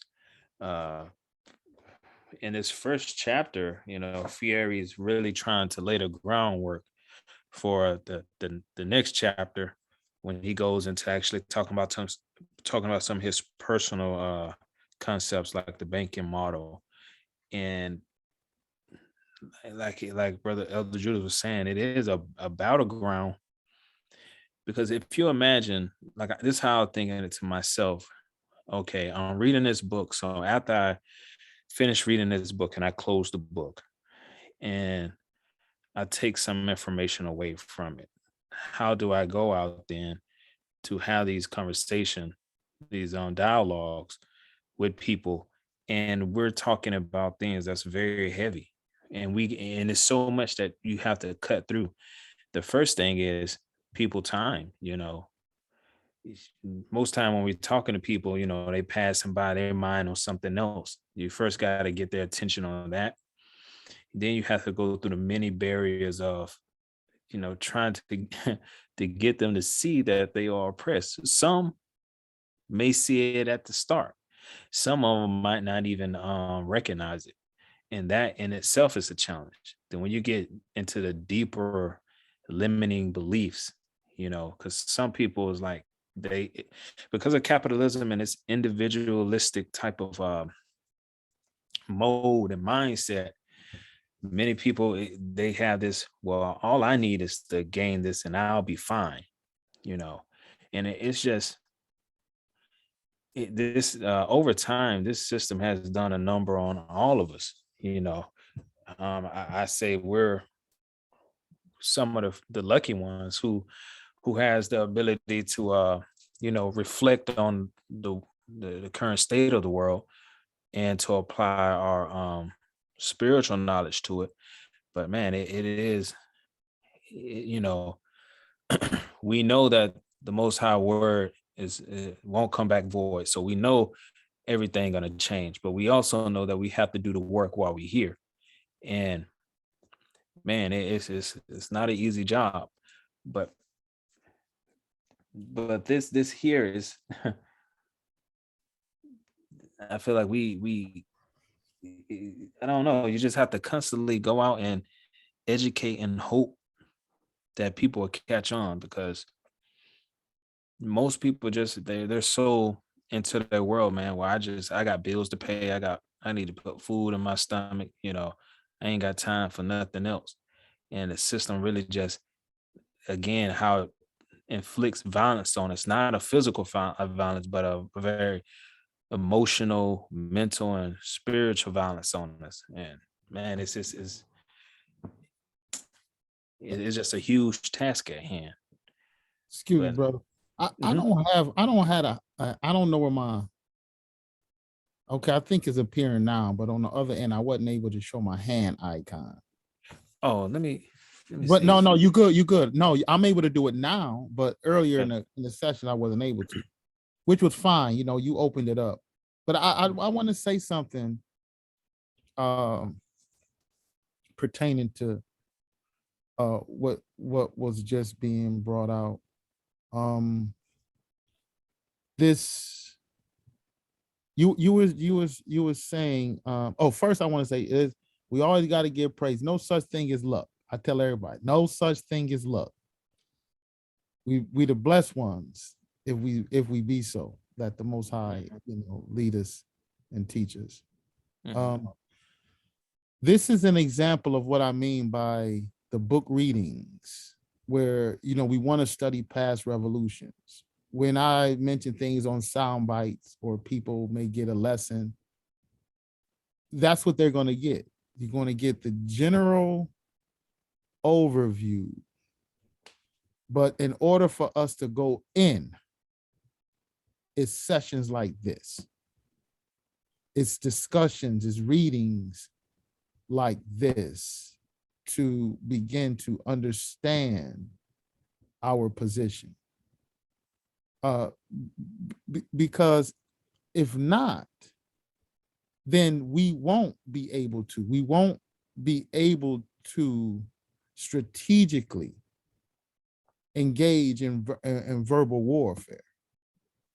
So that's why it's very important to have, like, I considered a training. The next steps is to go into the intricacies of what we're presenting, what we're bringing to the table. And it was something else, but I did wanted to add to our learning more, or get more in depth into the social position or the social conditions of people, and struggling with people for them to understand. And you see, I mean, we recognize it. Listen, a lot of it is going to have to do with our presentations, but we can't do it unless we really understand social science. You know, we know the general, but after a while, you only go, but so far, capitalism bad is exploitive. Okay, now explain to me how. So I'm gonna give this example, something to think about that is common in an advocate. You have a conversation with a person. And we was talking about communism today. And so I said, you know, I want to go around. I just want to do some agitating at the shop today. And so I brought up communism. I said, well, what is it? Because, you know, you got this thing, communism is bad. So I asked, first group of people I asked early in the day, well, what is it? You know, because I said, you know, Vladimir Putin, for example, I said, he's not a communist. It's the guy, one of the elders get up, walk out the chair like, oh my goodness, he talking about, no, he's not a communist. And then the other one who was sitting in the chair was arguing, well, listen, China and all of them, listen, they're communist countries. I said, well, what is it? What is communism exactly? So needless to say, that went away eventually where I, you know, no, they didn't know. So then later on, I asked another group, and this in particular fella he said, well, it depends on what you mean by communism, which was different, you know, because you have all these manners of thought, you try to fill out people, and then for him to say that, that's uncommon. But this is a person who want to learn, or who's open for dialogue. So this is the advocate. Well, he's asking the question, well, what is the incentive then? If I'm working as a electrician, this person work at McDonald's, I don't went to school all this time, how is it that we all get the same wages? How is it that it's fair? How would this equitable distribution be fair if I'm doing all the work, this lazy person over here don't want to do hardly anything, and they get the same as me? Now, that's going to be a common question you run into. Now, I will share just for the sake of the record, because it's being recorded. That's why it's important to understand the ins and out of the societies, or the best we can, as pray that the Most High reveal this to us. What if you run into this, and some of you may have, if not, you will. What you have to bring to the table is, first, as Freire is arguing, we look at the capitalist society, and we're molded by our experiences here. So first of all, this phenomenon I noticed not only when I've heard it from him and others, but it's the same thing. You all may be familiar from this aspect. Once the slaves were free from chattel slavery, they never wanted to go back to the field. Now, do you all see where I'm going with that? Where because of their experiences under the capitalist mode of production in the field became dreadful. Now, in our discussion, I said, well, you have to look at it. It's the same way when I was discussing today with this other guy. I said, you got to look at it. First of all, you won't even be worked as hard. Your basic necessities, many of the socialists argue, this is the argument they get into when they study in society. How many hours a week will it take for people to live comfortable, let's say middle class or better? How many hours a week of labor will it take? And that is a discussion. These are the discussions that must be brought to people, because when they're thinking of it, they still thinking from the capitalist mode. People argue 10 hours a week, not 80, you understand? Not overtime just to live middle class. We only have to work that much because this produced, and it's enriching the capitalist. So therefore, yeah, we got to work extra and all this other stuff just to live halfway decent. And we think this is the hallmark of work. It's dreadful.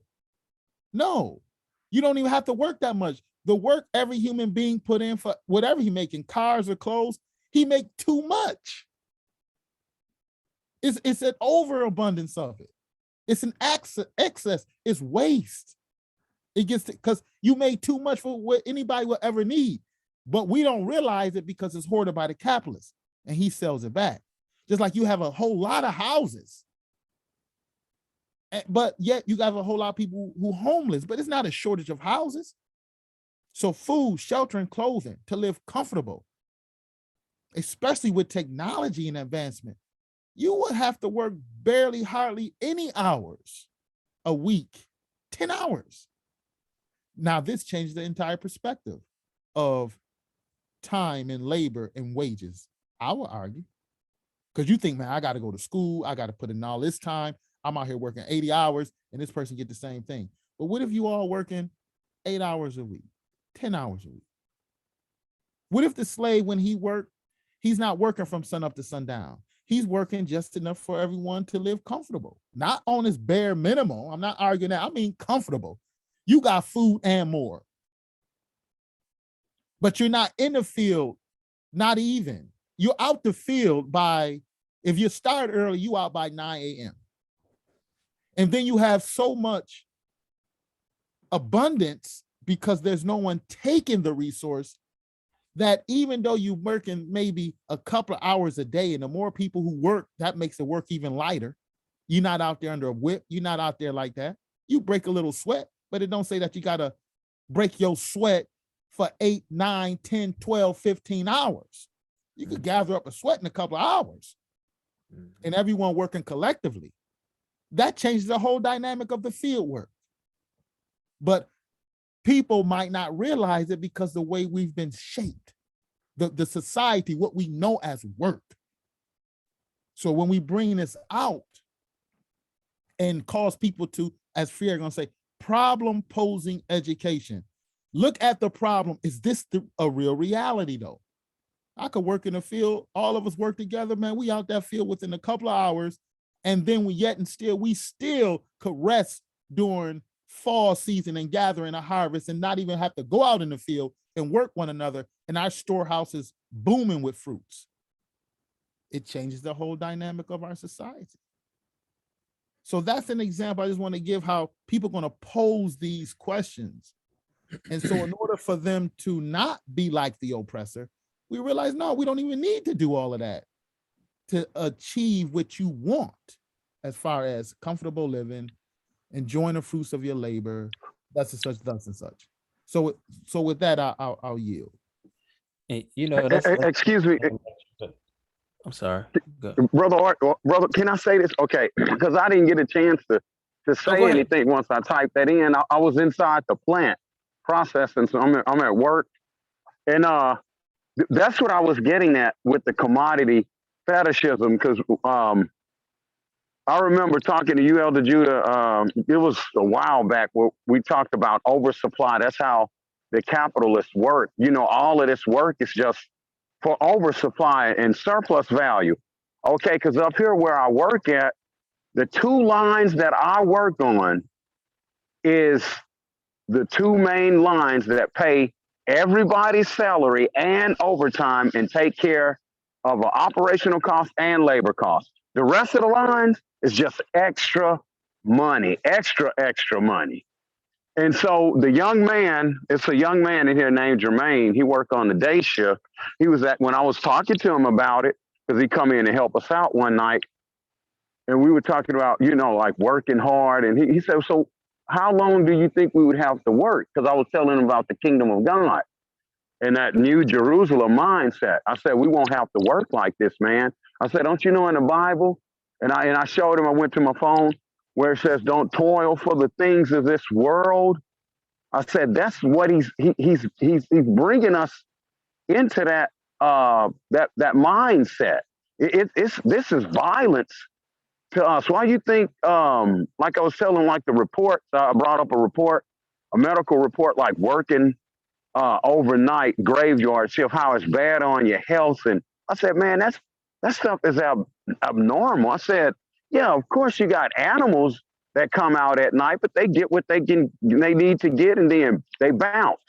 They're back, you know, in a state of rest and leisure. I said, we're the only thing on earth that's just, you know, moving around to just be moving, and that's just because it's structured that way. So yeah, that's what I was getting at when I said the commodity fetishism, because I thought back about what you were saying about the oversupply and you know and think that's why we work the way we work. Overworked. Yes, sir. Hey, like myself now. I yield. Hey, Brother Judah, what you brought out, you're exactly right, man, because I set out and we have these conversations at my job.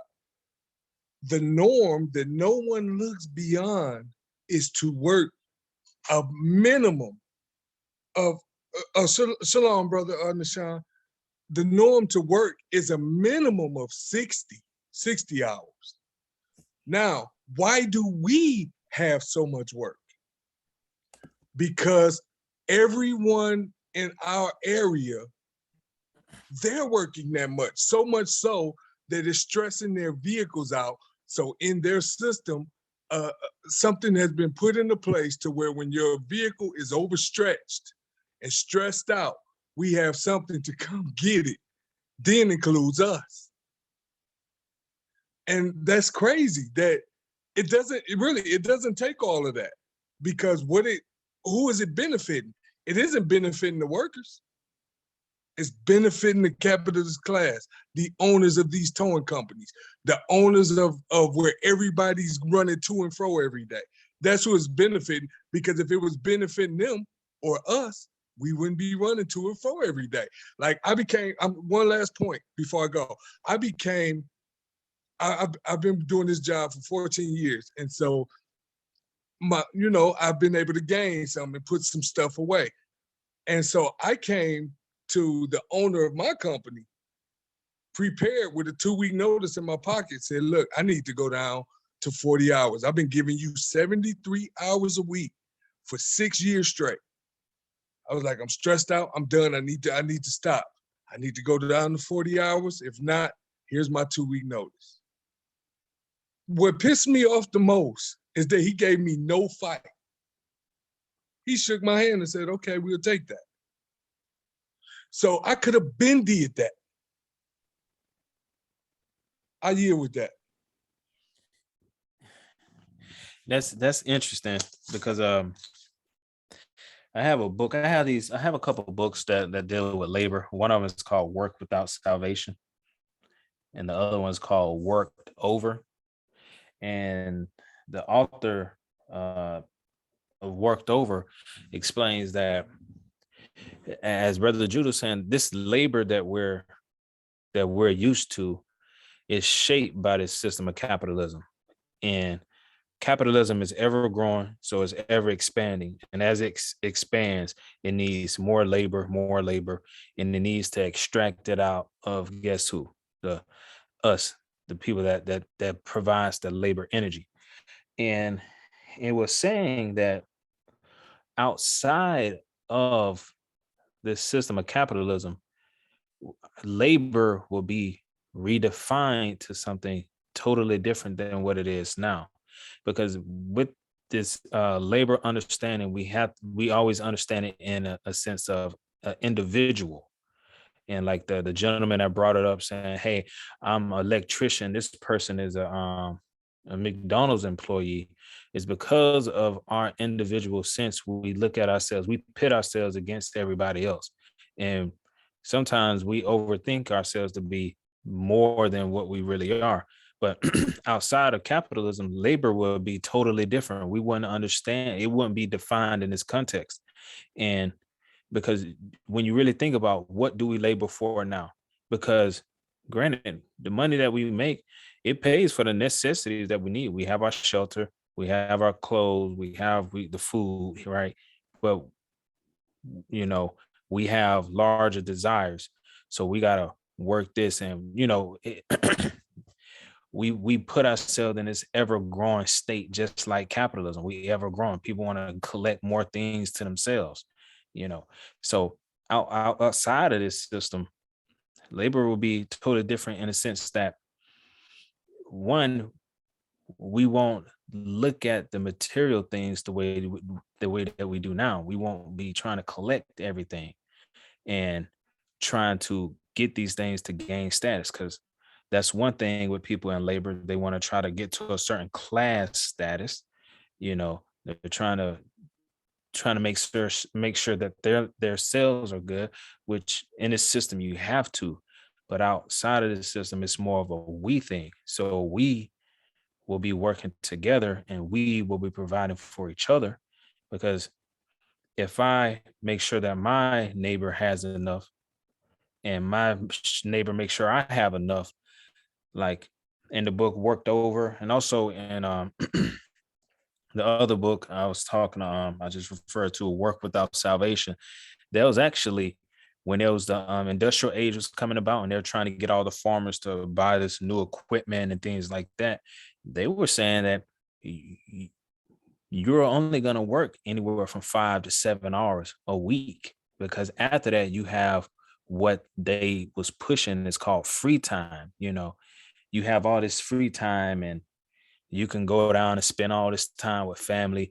And that's what they tell us now. You start your small business because you want to spend more time with your family, but you find yourself working even more than when you had a regular job. It's the way that they trick us, and they use that trickery to extract that labor out of us. But again, outside of it, many hands make light work, and that's to anything. So, I just that, like Brother Jew, when you brought up about the gentleman that brought up that point saying, depending on what you're saying about communism and how he brought up, the example of him and a McDonald worker, it's we're gonna run into that plenty of times, but we also got to let them know that outside of this system thing, we'll look at things totally different. And I can understand it's hard to see it that way when all we know is the system, right? And everything we look out to the world with the worldview of capitalism for the most part. So I yield with that. Yeah, it's a real good conversation, in fact, that we had, because again, that's just what it takes. Right. He's right, because to a certain extent, what the worker feel is the exploiter of, you have the poor exploiter. And I believe that's why it's in the Torah where it says, thou shalt not countenance a poor man in his cause. So just because you're poor don't make you just. You could be an exploiter, just like a rich exploiter. You're just a poor exploiter. You use people. And you won't put all in. You won't give labor. You're going to do as less as you can and reap the benefits if you can. And that's how people are. I mean, I was just looking at some slash crime documentaries just talking about squatters, professional squatters. They know how to exploit people, and they'll come in and live free off of people who struggling. So these are real concrete situations that must be addressed, especially presenting to people how it would look. So another thing I would say for us all to think on, think about what we spend money on. Number two.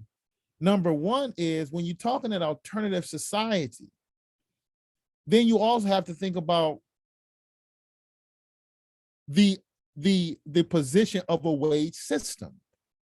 So you think about, okay, well, because we always think about buying. So in this particular conversation, listen, we provide our needs. You need a house, you have the resources to go build a house. The land and the timber isn't owned by anyone but the people. So if you need timber, you can go in timber and build a house. You don't have to necessarily buy one. And this is the deal. This is the idea once we look at it. So if you look at the industrial idea of the socialist slash eventually communist movement, is we have the mills. They're owned by the people. There's no planned obsolescence involved, right? If for those of you who are familiar with planned obsolescence, in other words, if the people own and create, just like they have light bulbs that still light up for the last 100 years, okay? It was through planned obsolescence and engineering that put a time limit on the usefulness of commodities. Well, what if that's gone? You can have things that last for years. So if there's no planned obsolescence involved, you own the mills, the people do.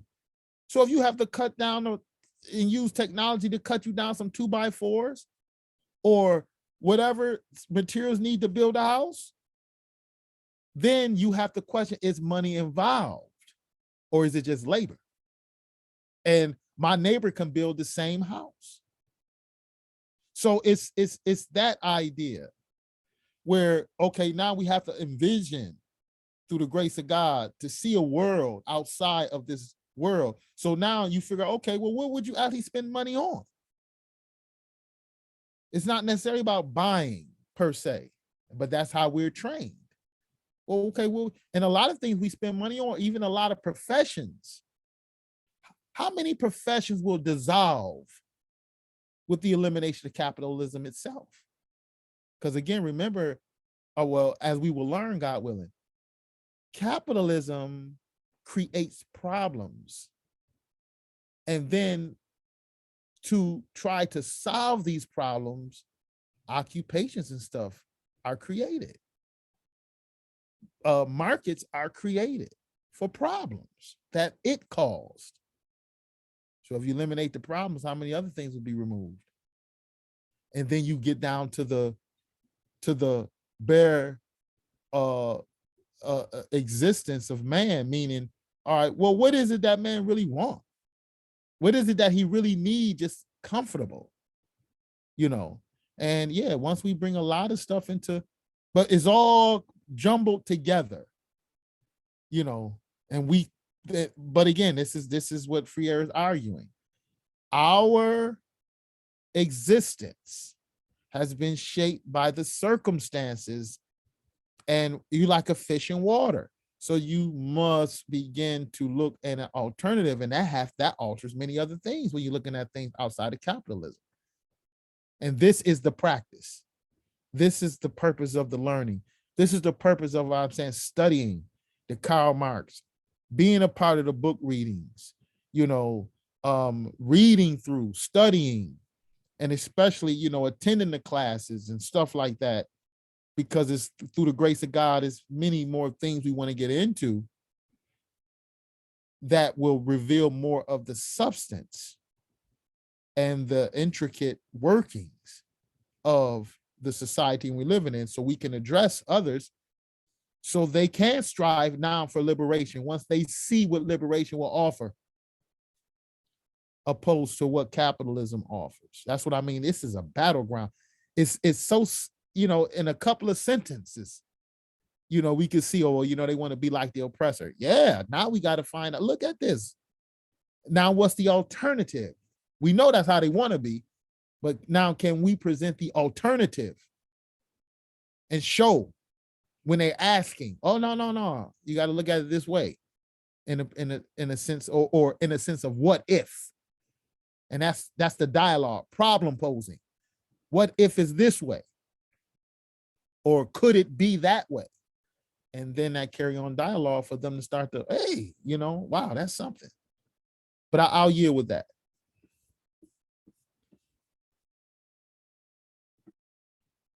You know, I was when you said how many jobs and industries would just disappear basically overnight when capitalism is destroyed. Yesterday, me and my wife was watching this gentleman. He's from over there in Europe, and he was given his research on fasting, and he was saying that what they have come to notice with the human body is that there is nothing external of the human body that helps it heal. The human body heals itself. So and fasting creates the space for the healing to take place. And it's like, you know, pharmaceutical companies, they know this, that the pills that they give you, it doesn't heal your body, which a lot of us know, right? We already kind of understand that. And we say that, you know, they need sick people in order for you to even have this pharmaceutical industry. But if the sick people understood that they don't need anything external, all they need is that to create the space and environment in their body where the body can repair itself. And it made me think about when the Messiah said to the people, is by your faith you are healed. You know, you believe the person, he didn't heal you by his own power. It is your faith in him that healed yourself. And if I'm understanding that right, that just supports the statements the gentleman is making about the body heals itself, and these pills will never do it for you. And they talk about certain foods you can eat, and that'll help heal your body. He said certain foods will help improve the condition, but the space and environment still will need to be there, and the body will repair itself. Healing is something innate in the human being. It's like when you cut yourself, the body knows what to do.